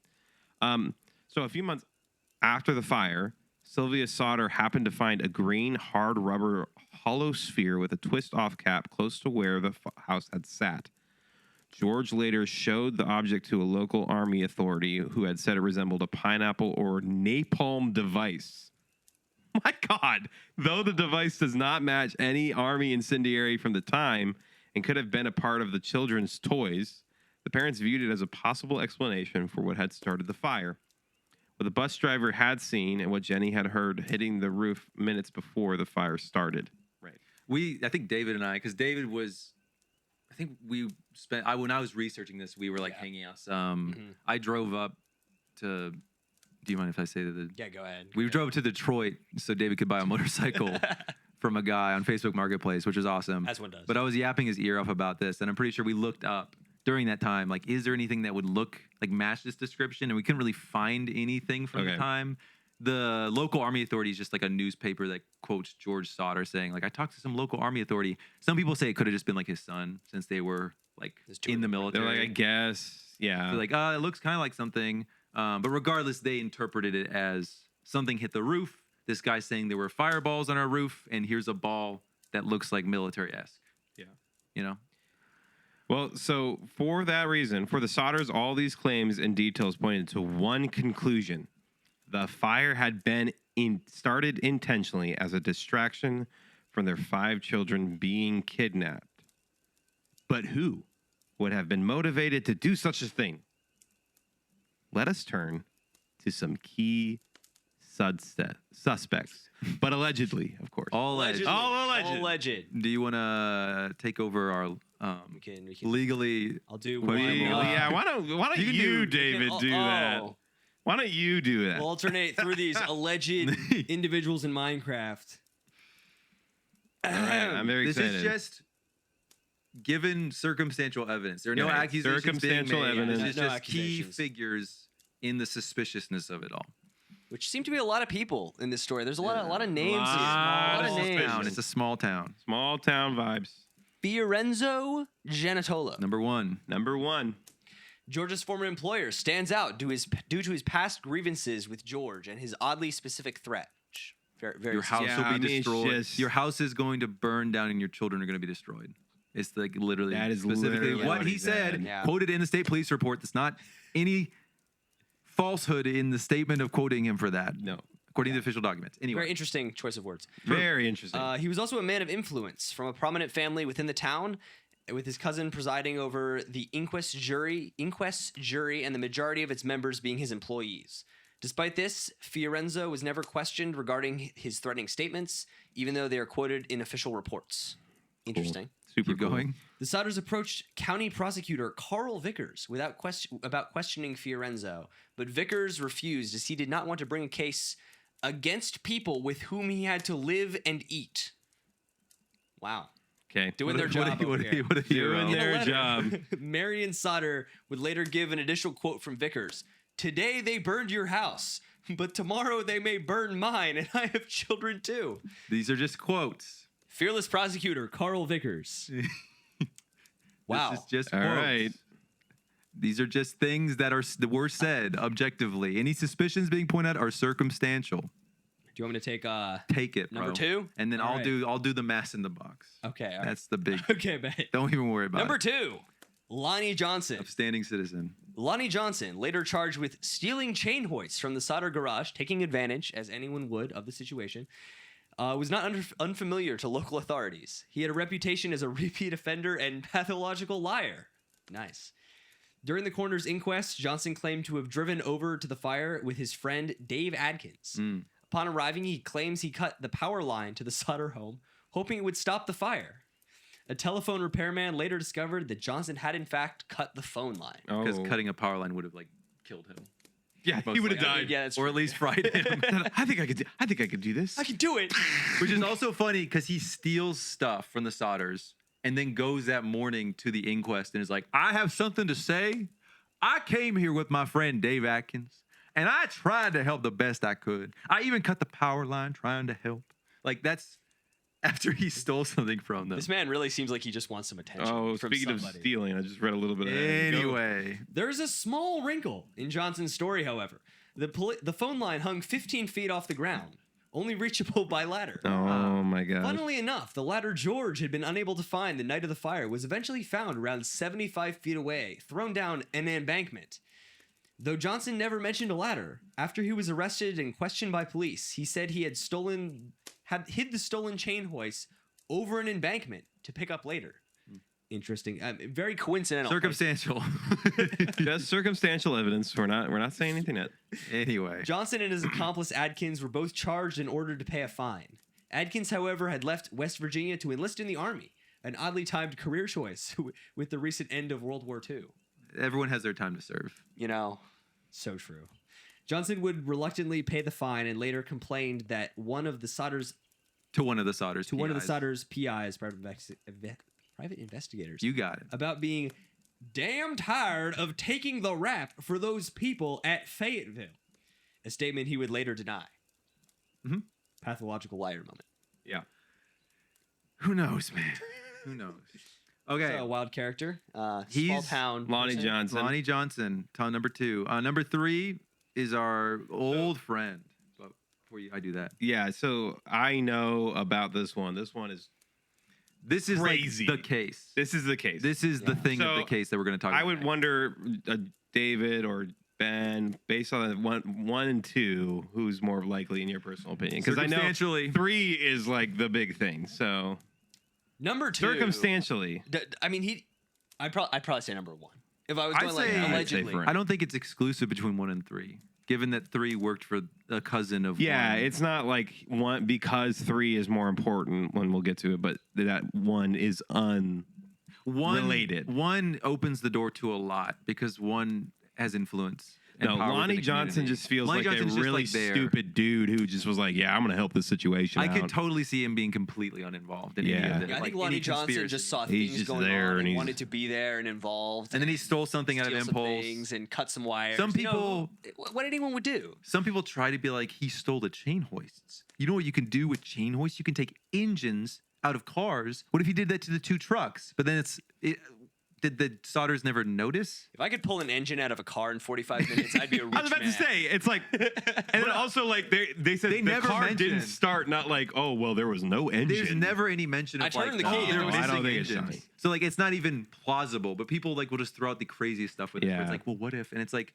you're missing the point. There's something here, and you're Right. pointing to a guy who's like, he's gonna remove 2 engines in 45 minutes. Like, no, And no one's going to notice. and no Yeah. one's gonna They're not notice. going to notice him hauling the engines off. He's gonna do it actually less than 45 minutes because they ran out to the garage probably within like 10, because it was after True. the ladder. 45 minutes was just the fire itself. So, since now I'm reminding of this case, this is where the case I think does get just really strange. This is where really weird. you read So, about it and it's like that happened. there is, There's even if something there's to not this. like specifically 1 or whatever, something's weird, you know. Something's weird about it. This So is fun. How's everyone doing? Do you want to get Let's up? keep Stretch going. legs? All right, go, good. let's Okay. go. Okay. This is the biggie. Chief Morris and the mask Here in he the is. box. Sounds like a Nancy Drew novel. Yes, sir. Though Chief Morris's behavior towards the Sodders is everything's going. yeah, Camera's everything's going. That's Camera's fine. going. Hey, Just double this checking. camera. It's doesn't working. turn It's working off now. Not melting Every 30 yet. minutes. Though Chief Morris's behavior toward the Sodders was already suspicious, it paled in comparison to what was to come. It's time to talk about one of the strangest elements of this case, the mass in the box. In July of 1947, a year and a half after the fire, private investigator C.C. Tinsley, which is just a baller private That's so investigator. Yeah, name. for real. I don't even think My it's his real name name. is- I think it's just like his stage My name. name is You C.C. just see that, Tinsley. like the gold letters over one of those, like, like a Detective show. C.C. Tinsley. The protagonist, C.C. Yeah, Tinsley. that's crazy. So he's a private investigator working for the Sodders, and he hears about an upsetting story from a local reverend that during the morning of the search, Chief Morris had found a human heart, but had hid it from the Sodders and instead sealed it in a dynamite box and buried it in the house's ashes. The Sodders and Tinsley confronted Morris, who confirmed the story but was initially hesitant to show the family where he had buried the box. When pressed on why he hadn't told them about the heart, Morris simply said, "I thought I told you, but maybe I didn't." This man is not good with words or like explanations. He is I eloquent. found a heart. So what do you But tell I us? thought I told you about it. I thought I told you. I thought I told you I buried it in the ashes of the house. I just didn't want you to see. I know you couldn't bear it. You couldn't bear it. You couldn't bear seeing that human heart I that would couldn't give you drive closure. the fire truck. I can't remember if I told you where the heart was. Can he do anything? Can he do No. anything? Well, you can search for an hour and a half. He can bury a box and not tell anyone. That's true. He can seal a human heart in a dynamite box. Anyway, he clarified also that he hadn't found the mass until after everyone else had left, meaning no one else had seen it. I think he said specifically it was like after nightfall. He like came back and he was like, "I found a human heart and then I buried it." Just like shuffling through the ashes like a gremlin. Just Yeah, like, looking well, for somebody has to things. continue the search. They said to True. leave it undisturbed. It was because Chief Morris, the big guns, was going to come in and do He was the going to real come search. in and spend And then all night hide all in the dark results. looking. Okay. Well, he said that later, but then also other stuff contradicts it. Anyway, George and Tinsley began digging where the chief had marked, and 5 feet down, they found a box as the chief had described. They took the box to a funeral home one town over, having lost trust in Fayetteville's local institutions. Valid. There, Super the valid. funeral home's director investigated its contents, which he described as a 4 to 5 pound fleshy mass with no bones, and which he identified as a piece of beef liver. He added that the liver showed no signs of fire exposure or decay. See, this is where Dave and I were talking about this, Yeah. and we were trying to figure out when exactly the box gets buried. Because there's Oh, an yeah. undecayed. First of all, it's a piece of liver. Okay. So the Maybe, chief, but it's also like a corner. Or no, wait, is this a corner or a funeral home? this is a funeral home director. It's probably someone So who not like is an expert, but somebody who handles some level of dead bodies and is like kind of reliable. But also, you're right that he's not like doing an official analysis. He's just like, that looks like beef liver. Okay. So take that as you will. Again, so much of this case is like the Sodders find some random guy who's kind of an expert, and he's like, "Oh, this is a weird detail," but then the evidence was actually buried in the ground or burned already, or there's somebody who doesn't want to look into something. It's just all this helter skelter because Yeah, of the yeah. chaos of it all. Okay. So. All right, carry on. But yeah, but we were trying to figure out how liver doesn't decay for 2 years or a year and a half. And you brought up the idea of like maybe moisture in the ground. Yeah, like I know things don't decay very fast. If in, there's, like, swamps moisture. or something. Like Yeah. there's no way for oxygen to get in. Like if it's buried in a lot of dirt and the dirt is moist and there's no way for oxygen or anything For to the get into. bacteria to be able to feed off of Yeah, oxygen, which a lot yeah. of bacteria need, then It- possibly they wouldn't decay. Not decay it. as much, but like fresh beef liver. But then if it's fresh, is the chief going out by himself in the middle of the night and burying a hole 5 feet down in a basement to hide a box and then unburying it before anyone notices? Under Like, the memorial filling garden it that in these before people anyone planted. notices? Like I feel like they would. I don't know. Like, what's that's going why it's on? so weird. I don't know what's going on. That's why it's so weird. It's so weird. But But anyway. because I'm like, it's so weird. The Sodders were understandably stunned. Tinsley suggested sending the mass to a lab to confirm it was beef liver. Good idea. Good job, Tinsley. The Sodders agreed, but Tinsley gave the mass to the funeral home for safekeeping, saying he would be back the next day to pick it up. For unknown reasons, Tinsley was delayed in returning, and once he did, the mass was missing, possibly having been thrown away by accident. awesome.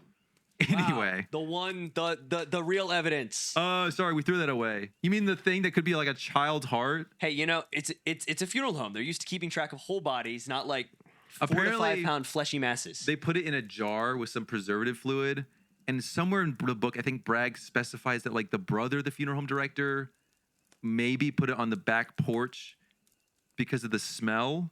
And then it was where the trash would have been picked up, like near there, so they could have gotten confused. Like he kind of pieces together, like it probably just got like picked up by accident because it's a funeral home. They don't want to keep like a organ out on display, so they're like, here, just put it on the back porch, I guess, in the summer. Very Anyway. unfortunate. Very unfortunate. But, Very I mean, unfortunate. it does kind of. I don't feel like that's super suspicious. Yeah, some people try to be like, it disappeared. I don't feel like there was. I don't feel Because like I there was did- another one of these individuals just like sitting around like, ooh, we're gonna get the fleshy mass off the We're force. gonna get the steal it fleshy back. map out It's the just, force. Destroy the evidence. For every weird thing about this case, there's some person who's like, what if somebody took the mask? It's like, that's not the focus. Like, it is kind of weird it disappeared, but also like for this thing, if you actually look at Right, it, there's a logical There's explanation. plenty of Right. weird stuff here. You don't need to make up more weird stuff. You don't need to like conspiracy brain everything where it's like, who was pulling the strings here? But anyway, this strange story is recounted in the State Fire Marshal's 1950 report.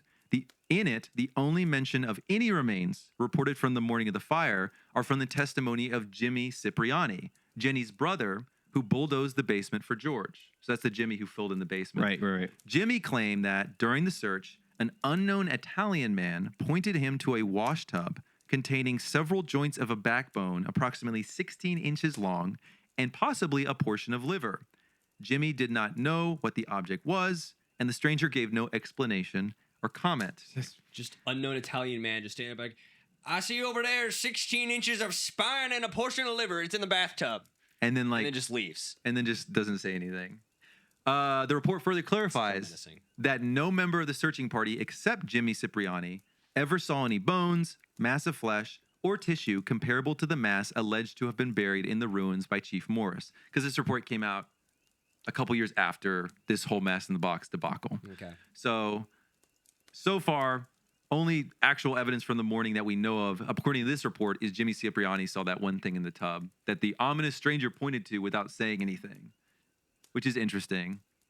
To continue, where things get interesting, if they weren't already, is in the 1952 supplemental report, which adds 3 previously unidentified witnesses claiming to have seen the mass as well. The first of these witnesses was the Reverend, who had told Tinsley about the story. He now claimed that during the search, someone had handed him a fist-sized piece of internal organ resembling a lung, which he left on a piece of stovepipe near the scene, as one does. You know, if you just find a piece of flesh, you just got to stick it somewhere. I'm sure somebody will get to it. I'm sure someone will get to it.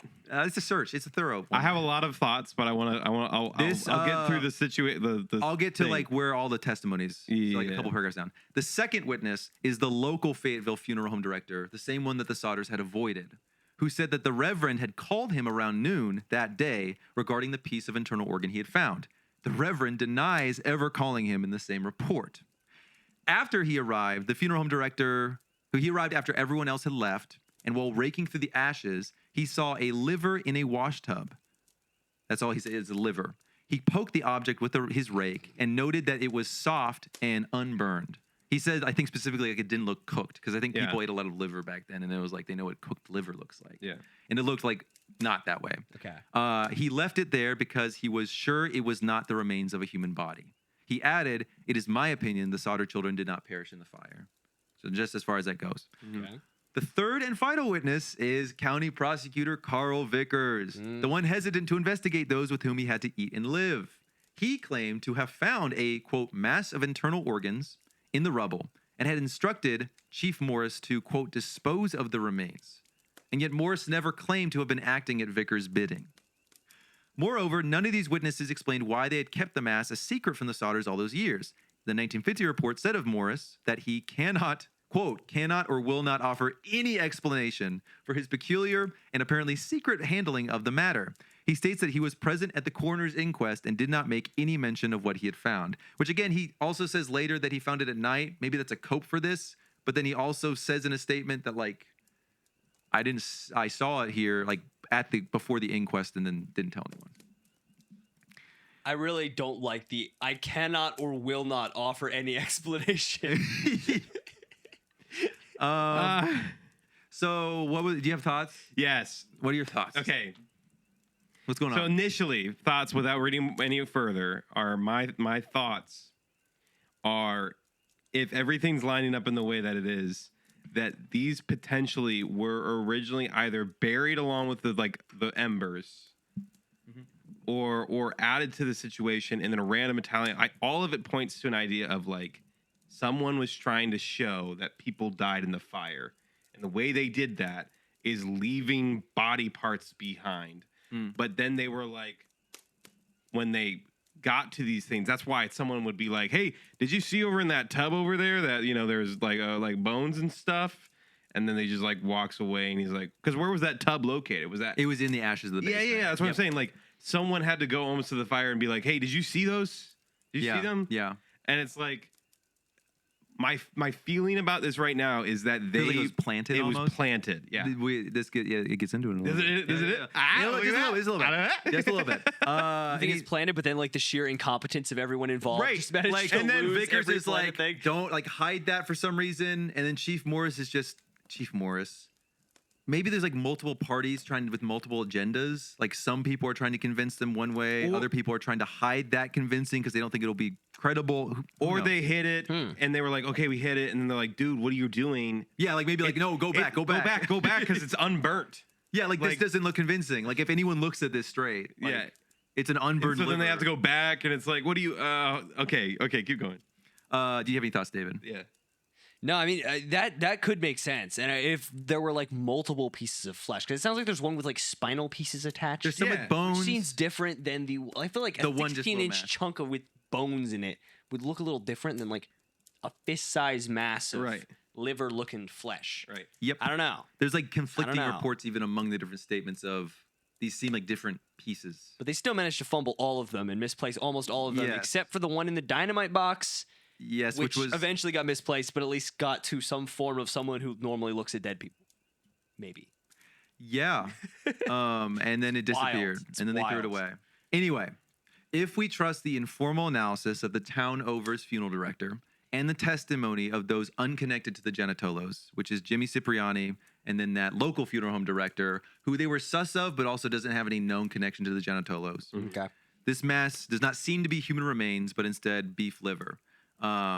With Jimmy Cipriani, it is weird with the spine pieces attached, but there is the level where it's like, why is the stranger gesturing to him? And also, I don't know, it's just weird. Yeah, it doesn't seem to be like he doesn't seem to be the sus one in that one. No. He seems to be like maybe a victim of someone who's suspicious. Yes. Misleading him, but he Yeah. doesn't seem to be suspicious. But himself. anyway, the Sodders are basically like, this seems like it's beef liver. This doesn't seem like an answer. And yet, Mrs. Sodder denied having beef liver in the house when the fire occurred, ruling out that as an explanation. Right. Regardless of its origin, the mass simply raised more questions than answered for the bereaved family. The next part is a little bit of what the liver maybe could mean. And this is just what Bragg found from like different people he interviewed. It's Yeah. kind of vague. Take it with a grain of salt. Bragg theorizes that the liver was possibly planted by the same party who started the fire and or kidnapped the children Right. to send a message to the Sodders. He cites an unnamed expert in Italian culture. It's someone he talked to online, so maybe they were making this up. But this guy claimed there's an old Italian idiom that's similar to the English idiom, eat your own heart out. So he says, the liver is a precise mafia trace that is about jealousy. It implies this has been done to you. Now you can eat your own liver, as I ate my own liver for jealousy about you and your family. And then I say, admittedly, it's a stretch, but so is burying a beef liver and claiming it's a human heart. Yeah. So that's the theory, partly that it was planted as like a warning to the Sodders or something that's supposed to communicate something to them. And maybe they didn't even really get it because Chief Morris like interfered or somebody interfered. and like it's so verbose. Like Yeah. Like, I what don't idiom is it? understand what this idiom is. It's not snappy. They need to work on like shorting it down and making it more memorable. Yeah. I think he's trying to, it's probably just like eat your own liver, something like that. And like the meaning behind it is like eat your own heart out, where it's like, oh, you're so jealous of me. Or but this is Yeah. like, I'm jealous of you, which is interesting. I'm jealous of the guys who have to beg gas out of the dripping pipes and True. have 2 coal trucks that may or may not have engines. Just to run his own coal business with his sons. That's epic. Lives at a 2-story house. Anyway, Yes. So we have. any other thoughts about the liver, or should we move on? Because I feel like we already kind of gave some stuff, but any other lingering? Yeah. I don't know. I think his is a good explanation potentially, but I'm still kind of under the idea. Again, it does make sense. Like, okay, this is a idiom, but I'm still on the idea Like of it's like the horse head in The Godfather. yeah. I think that's what he's kind of trying to say, where it's like, oh, look what I did to your thing. yeah, but But I'm not going to admit it. I'm just going to threaten. yeah, it would Like, make sense too potentially if like he buried it under the box and like he was like, do this to them, and they're like, that's sick. I'm like, never mind, take it back. And it's like, That's a very like Breaking Bad thing. yeah, and they're We're like, gonna do this. oh, It's what like, was over oh, there? no, okay. So I would get why that. There's a little bit me of more of like, oh, potentially it's like, oh, well, this will show that they died in the fire. But True. It could be more general. Where it's Yeah. just like, oh, they did die in the fire, right? Seems extremely low effort though. For that. very low effort. If So you're I don't going through know. the I really effort don't of know. like burying chunks of some carcass, you could take a blowtorch to it. You could like put it in a fire, maybe. I don't know. Even put it in the ashes while they're hot, so it cooks itself. Yeah. Yeah. Something. a lot I you don't can know. do. Okay. It's, I think more than anything, it just doesn't make sense. If you put all the pieces together, stuff contradicts itself. Yeah, which is it my does. point with the mass in the box is that this is so strange. Some people say it had a spine, and that's like the brother-in-law of Jenny. It's like he's probably like the most unbiased, like not unbiased, but the most Least least likely emotionally to be like corrupted by like authorities. And then some people are saying different things, and then some people who have interest to say one thing aren't saying it. It's just like I don't even know what to make of it. Besides that, Interesting. someone buried something for some reason, but it probably wasn't a remains of human beings. So. Yeah. But anyway, Yeah, I'm excited to speculate, but we have two more parts left. So let's get through these, and then I say we talk through what we got. So yes, sir. Let's do it. I can do the excavation, David, if you want to finish it out with sightings and searches. All right, bet. Okay, so the part 6, the excavation.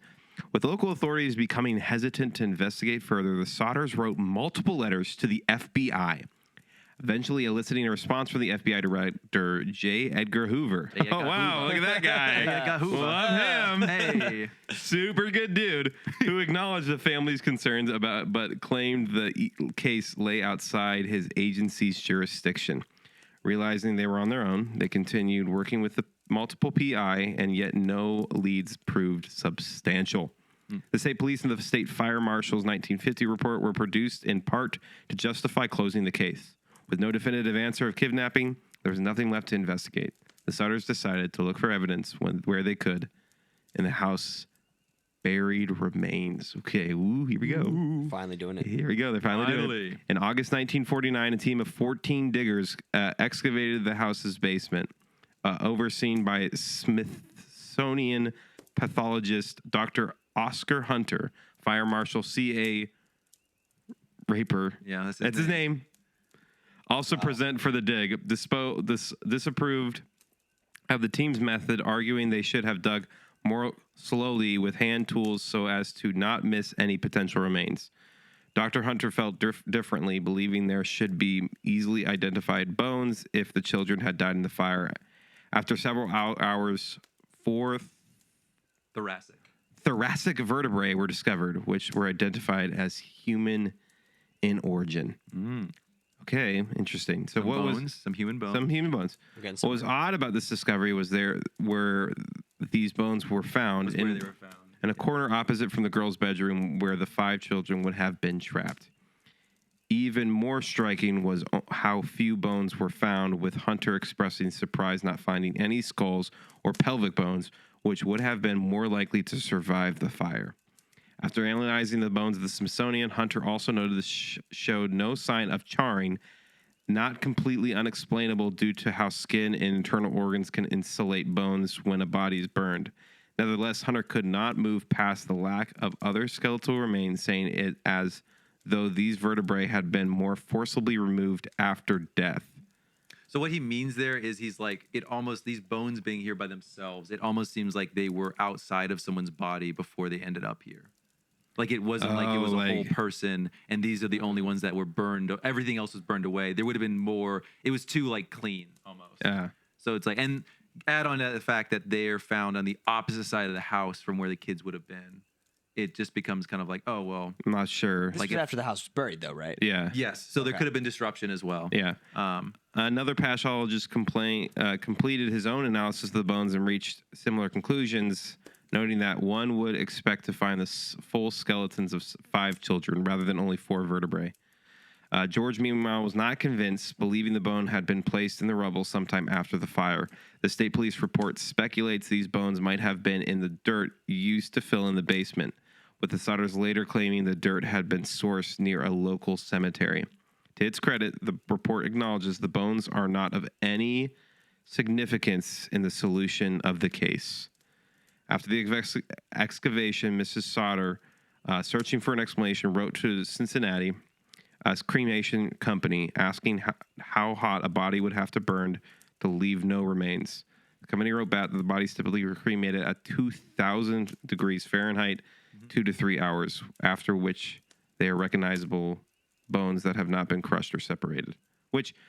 After which there are recognizable bones that have to be crushed or still recognizable. separated. Yes, Interesting. even after it's like brittle. It's like there's little pieces of bone large enough to be like, oh, that's like part of a bone, and they have to be crushed up separately with like some sort of mechanical device. Okay. Yeah, so wood typically has a maximum flame temperature of around 1,800 degrees Fahrenheit.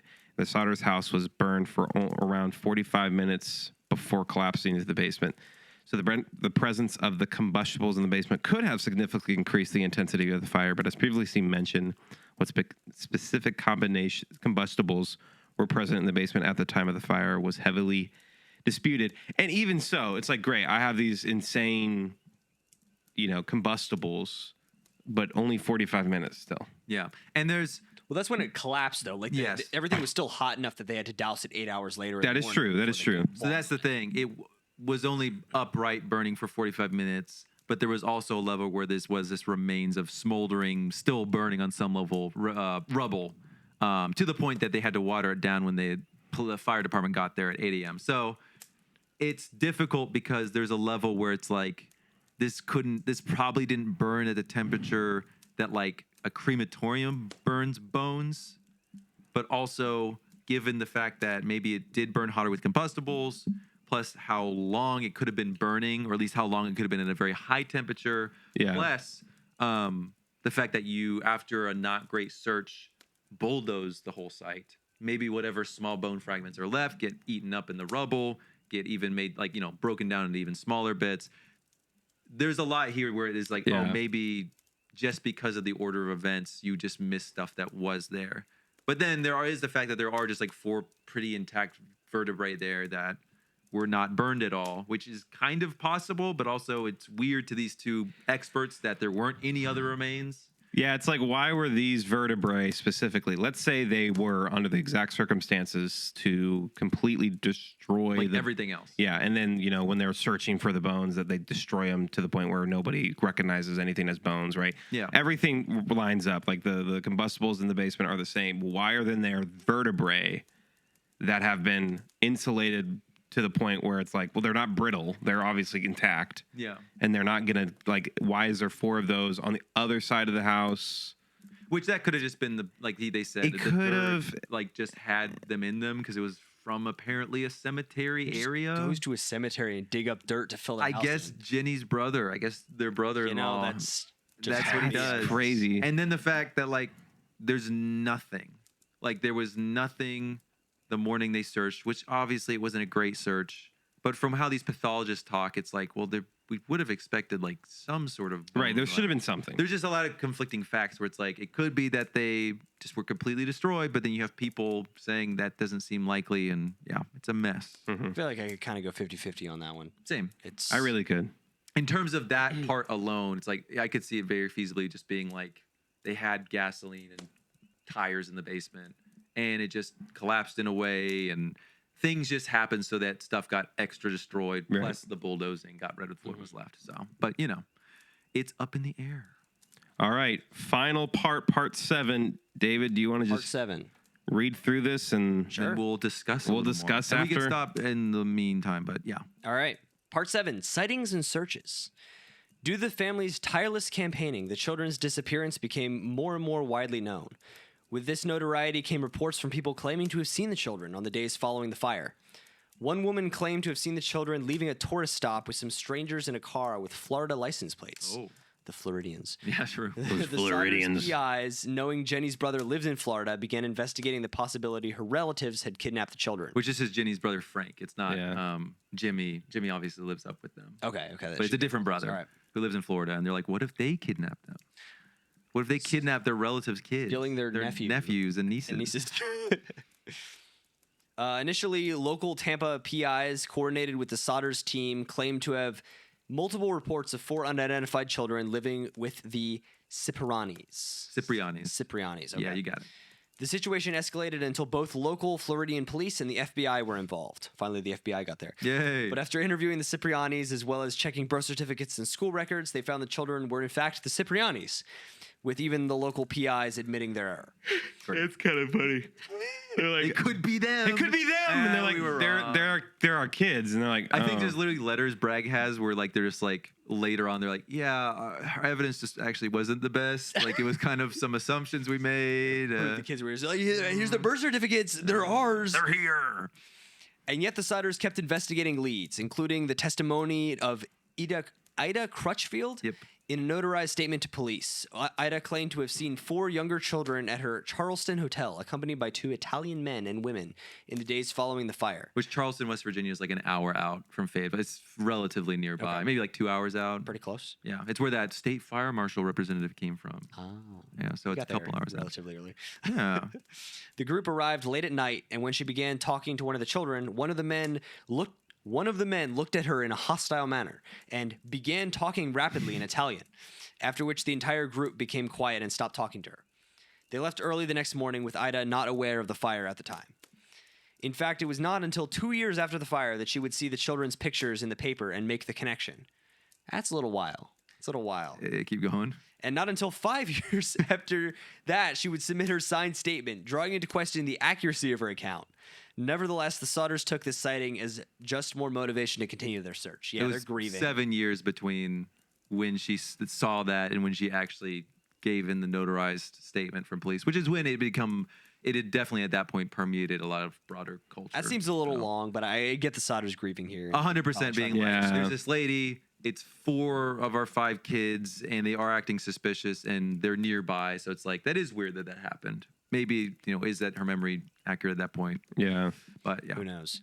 They continued hiring PIs, chasing down leads, and even erected a billboard on their property along US Route 21 with their 5 children's faces on it, offering $5,000 and later $10,000 for any information leading to the children's recovery. Which I think back then, That's a lot of the money. 1,500 was like 30,000. Yeah, so that's like what? So that's like what, like 120 grand or something it's like that? past 100,000. Yeah, it's a and then lot of even money. Like double that after. It's like That's hundreds insane. of thousands of dollars in their money. Wow. One significant addition to the billboard came in the last major development of the case when the Sodders received a letter with no return address that had been postmarked in Central City, Kentucky. In the letter was a photograph of a young Italian man with a cryptic message written on the back. The letter said, "Louis Sodder, I love brother Frankie. ILIL boys, A90132 or 35."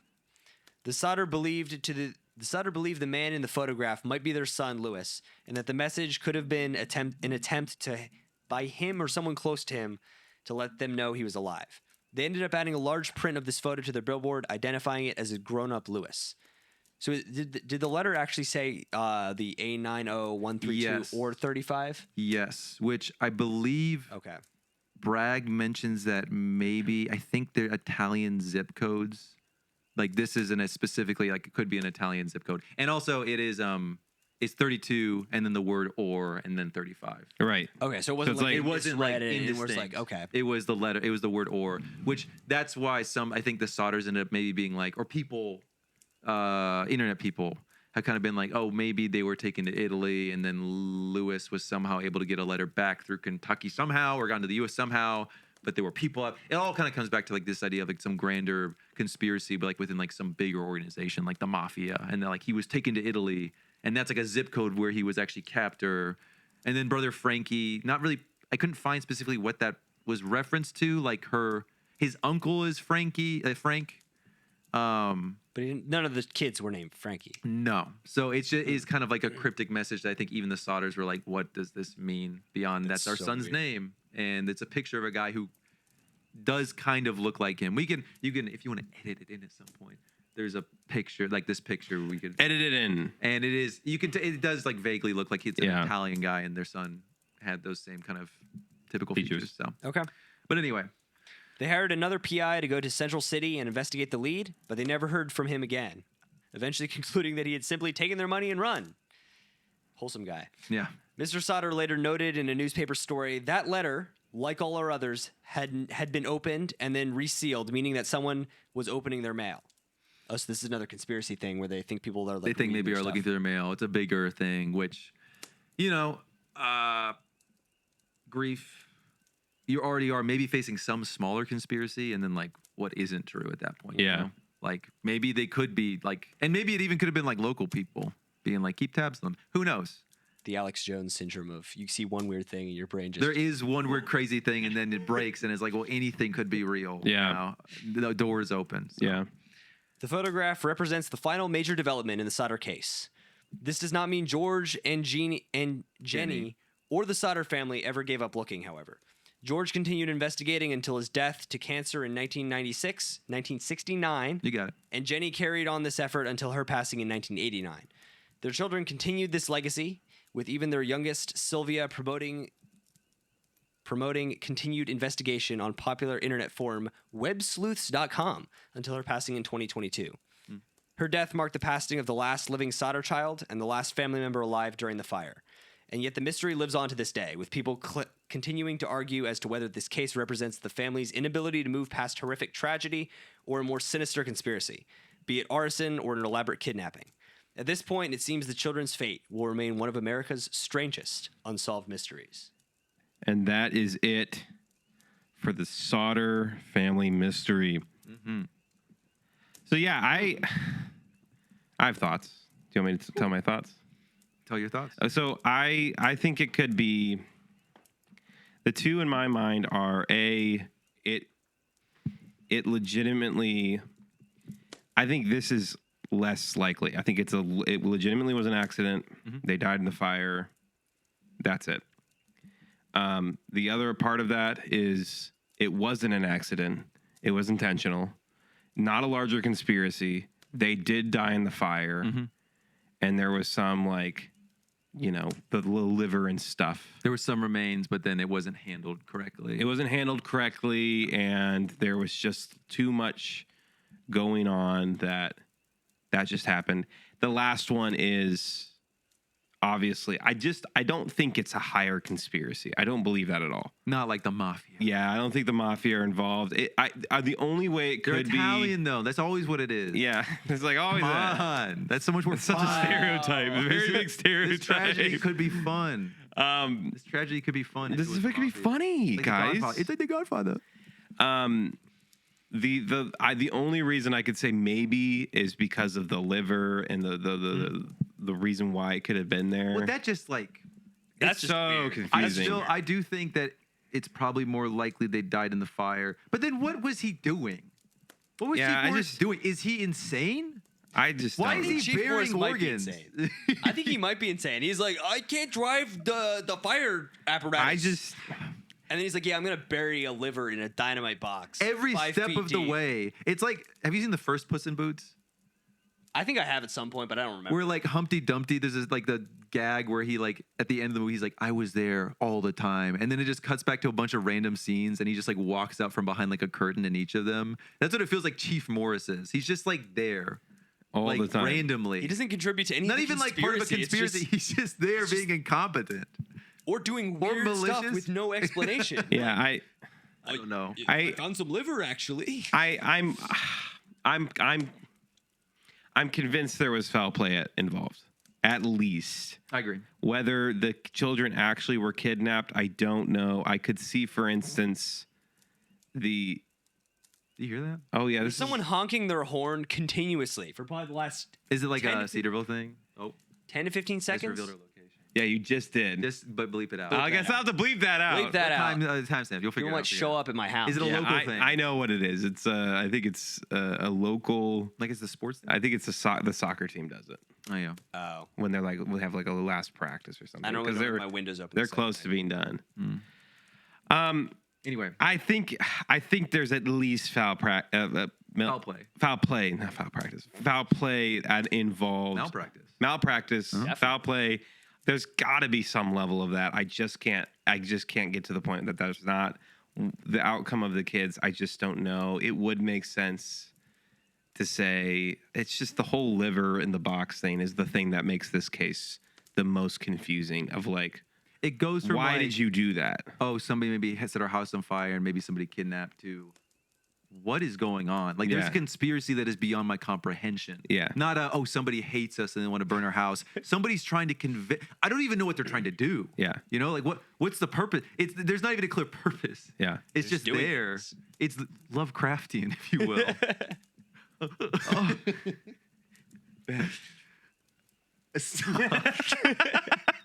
You know what I'm saying, right? That's where No, this goes it's- like it goes like it goes like True Detective, where it's like Yeah, the it's- vortex and the what's going on and the symbols and Yeah, it does What's get to that happening? point. It's like, why is this a thing? So, if I'm gonna make a claim, my thought is Yes, sir. this: it was malpractice.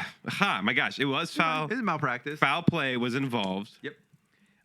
It was all between Morris and what was his last name? I can't. Genitolo. Fiorendo. Again, in Minecraft. In Minecraft, this is just our theory. Theories. We don't like make any legal claims. This is our pondering about Just circumstantial pondering evidence about circumstantial from a case evidence. that's Allegedly. long closed. Yeah. So my thoughts is they absolutely did it.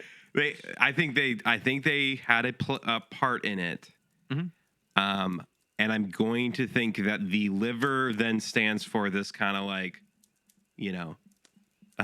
it was done because it was supposed to be this resemblance of like a revenge act. It's type the of thing. horse head in the bed. It's the horse head in the bed. We did this, but we're not gonna I don't. say who. But Yeah. it's a very vague horse. Yeah, and I think then the children did die, unfortunately, in the fire. The vertebrae were because he excavated the remains from a cemetery.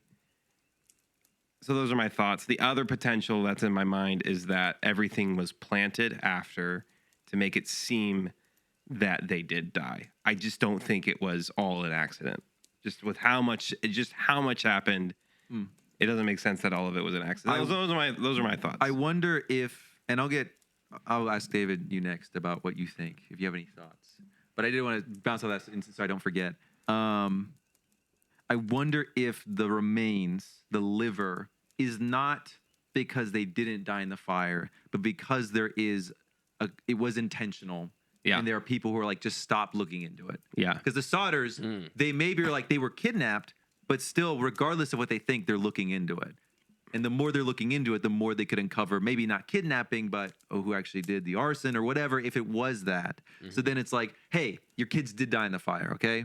Yeah, This that's is what it- Here's the closure, so you don't find this. That's what that would do. Yeah. Is the reason people potentially. are planting those things is because they wanted them to to stop looking into it, essentially. Yeah. The question though becomes, why would they have gone through the trouble of kidnapping the kids in the first place? And my other thought is, what if you're like, hey, I want to burn down their house because I'm upset with them, but I know they have small kids. And so then they're like, well, let's steal them. So that they don't have to Kidnap die. them. The toddler, to be fair, was in the parents' bedroom. So Right. you can't really get to that. Right. The other ones are just out, which they didn't necessarily know. They wouldn't have It's known just, that, but yeah. but continue your thought. But my thought is like almost like a potentially like a mercy thing. Like we'll take them and then we'll drop them off. And then maybe something happened that we're like, okay, well, if we drop them off, This is over. it's over. Like we will be like found out. And so instead they're like, we'll try to cover it up, make sure they're never found. There's one thing this guy brings up in his book, again, great book. He talks about how back then there were institutions run by people who would essentially take children who were orphaned or abandoned and basically groom them to just be be like, oh, you're this person now. And they'd like make up backstories for them so that they could like basically essentially sell them. It would be adoption, but they'd get payment to like rich couples who are like, we want children and we want to help out. And there's like some example he gives from like somebody who Baraska operated. coded. Yeah. And there's some example he gives from somebody, I think in Tennessee, this lady who's like, it's accounted that she did this with like hundreds of kids. That's crazy, dude. So it's not necessarily at all connected, but it's just an example of here's maybe, if that is true that they were kidnapped, maybe what ended up happening and an explanation as to why they didn't come back. Yeah. There's theories also that the vertebrae was the 14-year-old because he would have been too old. Maybe he put up a struggle, or maybe like they thought he was too old to like do this process with. So then he was left behind and burned, and that's why there was only one set of bones. But anyway, David, Yeah, But not David, as what do called you as think? your So? skull, just the No, vertebrae. just the It's the vertebrae. At the Just the opposite vertebrae. side of the house. for whatever reason. What are you thinking, David? Things just happen. I could 100% see an arson thing here. Like if the whole 100%. conspiracy was just that, hey, for some reason he had beef with allegedly Janatolo or something, and he had some of his boys come out and burn the house down, accidentally killing the kids inside. Could completely see that as being possible. Right, You mean that's the very guy- possible. Maybe the phone call was a warning, and The it guy who was supposed to do that. mad, the guy who was mad at him and said his house would be destroyed and his kids be destroyed, did something about that allegedly. I wish they had more explanation of why Janatolo might have been mad at him, and what if I feel like you don't just go to the level of your kids are gonna die and your house is gonna burn to the ground Right, just there's- because you won't up the insurance by like $200. Well, there's also the Mussolini thing. There's There is- politics. there is the There's Mussolini. also There's the politics. Jenny's. But if you're doing a political act, I feel like you would make more of a statement about it, and like Maybe the make liver people was. know The liver that the nobody nuanced saw. liver that no one understood, despite it being a fully Italian you think community. we're too subtle? Do you think? They're like a really like artistic mafia. Like they're very Yeah. like soulful, and they're like, oh, this will be like this poetic expression of jealousy and anger and rage, and it's like they missed it. And they the didn't chief's get just it. like, I found a human heart and I put it down in my box and The I guy buried it even like underground. gestures to it proudly, and Jimmy's like, I saw some liver. I didn't do anything with it. I would. I don't know, man. They're also like, wait, what did you put in there? He's like, I put a heart, and they're like, you're supposed to put a liver, and he's like, crap, I'll go dig it back up again. It'd be funny if Chief Morris just didn't even know what he was looking at, so it was supposed to be a liver, and then he's just like, it's a human heart. Apparently, Not just the heart because it's a view. Look, it's a heart right here. Yeah, apparently he thought that it was a heart partially because the Reverend told him that the human heart won't burn, like it's immune to fire. So that's why I think he identified it as a heart, was because the Reverend, maybe he told the Reverend about it, confessed it to him, and then he was like, it's probably a heart because that would have been spared. And he said, oh, yeah. So It's a glad heart two now? medically knowledgeable people were discussing this. Yes, sir. Evidence. Evidence. But yeah, I don't really see any evidence of kidnapping here. I think Yeah. they probably just burned, and there was some form of the house being burning hot, and it destroyed the bones. I think the spine was probably from the graveyard, or it could have been the older child's. 'Cause it was, bones, who happened to end up on the different part of the house somehow. I don't know. Yeah, there is. They talk about how the pathologists analyzed the age of the bones, and Yeah. they said it was probably. It looked like somebody who was 16 to 19 years old, which the oldest kid missing was 14. But then one of the pathologists in the report says it's possible he just was like further along in development than a normal person. Like he just was a unique person who just had grown a little more, and that's why it looked like somebody who was that age range. But then also it could have just been from the cemetery, and like it was maybe some kid who died of dysentery or TB or something. Who All the knows? diseases back in the 1800s and early 1900s. So you're thinking more, probably like pretty seemingly arson, Possibly but not arson. really kidnapping. I think I could go 50-50 on the arson thing. Yeah, But, like, true, I would 'cause if it was like, well, the bus driver saw balls of fire. We heard something hit the roof. It sounds like someone had a grudge against him. I completely see means, motive, and opportunity for arson. So There's I also couldn't rule that out. Like, I the think phone it'd be possible. call that was a wrong number. The police claim in the report that they found the lady, and she was like, it was a wrong, like I was a misplaced call, but also there's no such thing as a wrong number back then.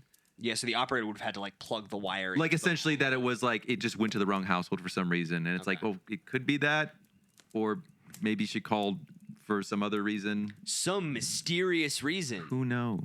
Who knows? Who knows? And then you Yeah. think it's probably more. I You think it's the Illuminati yeah, I do actually. It's the aliens. because Actually. you're crazy. I'm insane. No, I think there is foul play involved, and I think there is arson. If I would hedge my bet, I'd probably say it's just the liver, man. The liver. I don't understand the liver. I don't understand it. I don't get it. Esoteric. So I think that's the only thing that hooks me up. But if that were just not a part of it, I think what had actually happened is the kids had died in the fire, and there was foul play involved, but that was the end. There's no kidnapping. Because again, to your point, David, there's little evidence that kidnapping actually existed. Like there wasn't any tire tracks found or anything like kids being dragged away. Like there's none of that. It's just kind of like, well, this kind of happened and kids go missing, not sure where they are. And it's probably just it's awful, horrible situation, especially because there is so much, if enough, incompetence related to the situation. Definitely. And So yeah, a grieving family taking it as far as they did is not something I'd look at and be like, well, what are you guys doing? It's like I'd understand, like, there's just so many unanswered things and so many questions left to be discovered that, yeah, I think a family could, through grief and through just not ever finding this solution, would just immediately be snapping to, well, it could be this and could be this and could be this. And then that just leads them down a life of, unfortunately, always looking and never finding. So it's super sad, and it's super sad, and it's super sad situation. I understand why it's such a big mystery, though, because there is just so much coincidence in it that we don't know. But Yeah. it's all in Minecraft. It's all alleged. It's all alleged. Yeah. I think if I say my piece. Yeah, what are your thoughts, One of my Ben, thoughts. the writer? We'll end on Ben. One real It went quick. crazy Real quick. writing this. Ben did write this. Read the book. It didn't start out as 12 pages. It was 20. I cut it down. Yeah, Ben did all this research, I got and obsessed. It was my own- it he was a- also did this for Helltown as well, which we'll have. That was shorter and lighter. but Shorter, I did do the lighter. research. And you do the production. And I do the production, but I just wanted to commend Ben because I think he does a really, really good job. And if you guys like it, please let us know. This is a newer format that we've done. We've done more points. Now we're trying to do a little bit more like scripted and like we read through something. So And I think we'll vary depending on the topic. Yeah, yeah, This some one was very topics- much one I wanted to be as narrative and like point by point in terms of like all the stuff that happened, Yeah. comprehensive as possible. yeah, some topics we'll just talk through and whatever. But Yeah. yeah, I just wanted to commend you for that. But as the you. writer, we'll end on you. What do you think is?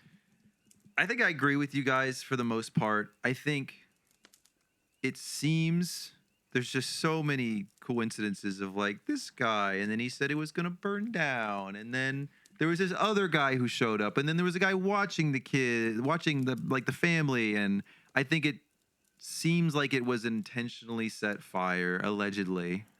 And I think there's people who have enough motive, given what we know. I feel like there's a lot of missing personal, detailed context where it's like, oh, George arguing with his employer, there's much more depth here than we're getting. But there's just a lack of documentation, which I think it was intentional fire. I think that it is most likely that the kids died in the fire.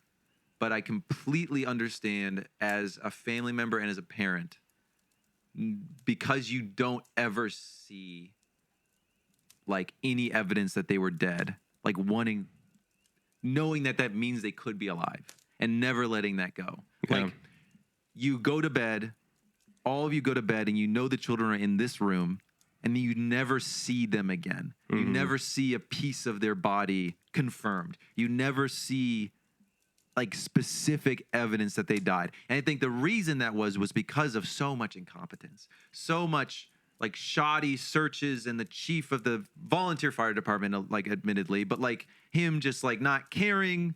And then add on to that, people just like inducing, like traumatizing these parents to the point of like, I feel like I would go insane with the amount of like, I'm showing up to your house and oh, where are your babies? And I buried a liver. It's like, how do you, the fact that they continued their search in the manner that they did and were organized and methodical, I think is something to be commended. Yeah. Because it shows that I don't think they just gave into the craziness. They just, from the evidence that was presented to them, knew it was possible that the kids had been taken, and that meant that they were alive, and that was enough reason to keep searching. Yeah. Like literally until they passed away. Yeah. But I think what in truth happened, what's the more reasonable Occam's razor, is that they were killed in a fire that was probably started by a bad actor.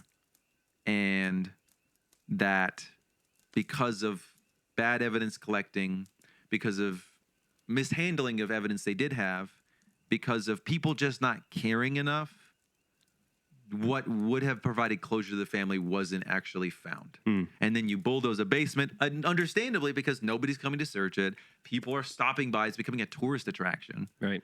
And then with that, you probably destroy what evidence is left. So I think it is just a tragedy with an ending that probably is they were killed in the fire. But you can't fault the parents. And I think what you see in some accounts is this idea of just like, they just couldn't let it go. And it's like, you don't understand why. Like, there isn't actual conclusive evidence. There was an article written for NPR that took a much more, what's the word? Like, materialistic, what's the word? Like an approach that basically said like, oh, they died in the fire and that's pretty clear. And it basically was just like, well, the parents just couldn't like, it wasn't disrespectful to them, but it felt like it very much trusted like, oh, well, they were like, that was what made me buy the book was I was reading this article and it said, oh, well, the official reports say there were remains found in the fire. They just hid them from the family because the family couldn't take it. And I was like, what remains? And then I go to Bragg, who actually has the reports and quotes them. And he shows like, oh yeah, there's like 8 different people who say different things. And some of them say it isn't humans and some of them say it is, but then they hide it. And it's like, this is so much more complicated than just that. So in sum, I think I agree with you guys overall, but I think there's a reason it's lasted as a mystery. And it's because it's like, you can see both sides of it. Yeah. It's both sides. You can see why the parents would keep searching. And it's a mystery that has a reasonable explanation, but I don't think we'll ever have a confirmed one. Yep. It will always last as like, we can't know that they died. It's just probably they did in the fire. Yeah. So, that's my piece. That's my soapbox. Well, there you go. Yeah, very sad tragedy. I love how we talk about some of these true crimes, and it's just like, well, this was really sad. And most of them are.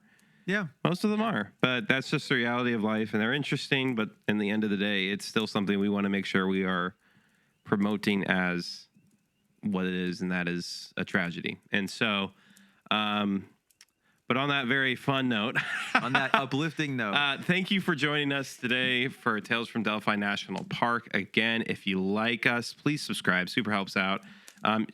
Tell people about us. We'd really appreciate that. Please. Yeah, they put in a lot of work here. Take it. Share us around. Somebody pick us up. We're trying to get really a lot better about it and do better content. Look at the certain things. The summer's going to be hype Yeah, it'll be hype. because I think we'll be in better situations, both of us. Yeah, and there'll be a little more. there'll be a little more room to do flexibility. stuff, I think. Yeah. So goal will be to start posting a lot more. Again, and anyone to blame? It's me. No, it's I both know. of us. Well, it's kind of me because I'm the one who's sitting on currently like hours of footage that I could. Well, yeah, I've but edited. you're figuring out stuff that long term I think will be good. Yeah. It's just, and you're doing that by yourself. Yeah. I won't help, and I just won't help. I just won't help. Ben will not help. I'm too busy doing this. So yeah, just let us know. Well, we'd love to help and get feedback in any way, shape, or form. Again, we appreciate any of it. Yeah, just like, comment, subscribe, Smash all those buttons. the And buttons, Thank and ring that David bell for the being icon. here for another episode. And thank you, you for having David, me, for guys. being here for the next. I'm glad you were able to be here because he Thank you was. for having me. I used you as a soundboard for a lot of this. Yeah. Yeah, it was, I it was a wanted you to great be time. here. It was great. Yeah. I was in the car with a lot of hours with this man discussing the nuances of this case, and it was a great time. So yeah, if you like, by the way, we've had Ari on. Now we've had David on. He's on twice. Which one should we kill first? They're both in our basement. Which At least one should Ari we? is. Ari's in the basement. He's gonna If be you hear the muffled screams, don't It's my question turn in the it. basement next. No, if you like us having on someone else to talk through, we definitely enjoy it. So let us know that too in the comments, and then tell us on the comments of this episode. Tell us your favorite thing about the story, something that you were interested in. Any theories? That'd be awesome too. Tell us who you think did it, and then say it in a legally binding way. Yeah. So it counts Yeah. as libel. Yeah, say your full real name, your government documented name, and then tell us what you think it is. Yeah, and then notarize that. Yeah, and submit it to the notarize police. But anyway, thank you for joining us. We really appreciate y'all, and hope you have a good time. A good time, depending on when this is released. Time. A good nondescript time of the year. Bye. Bye. Bye.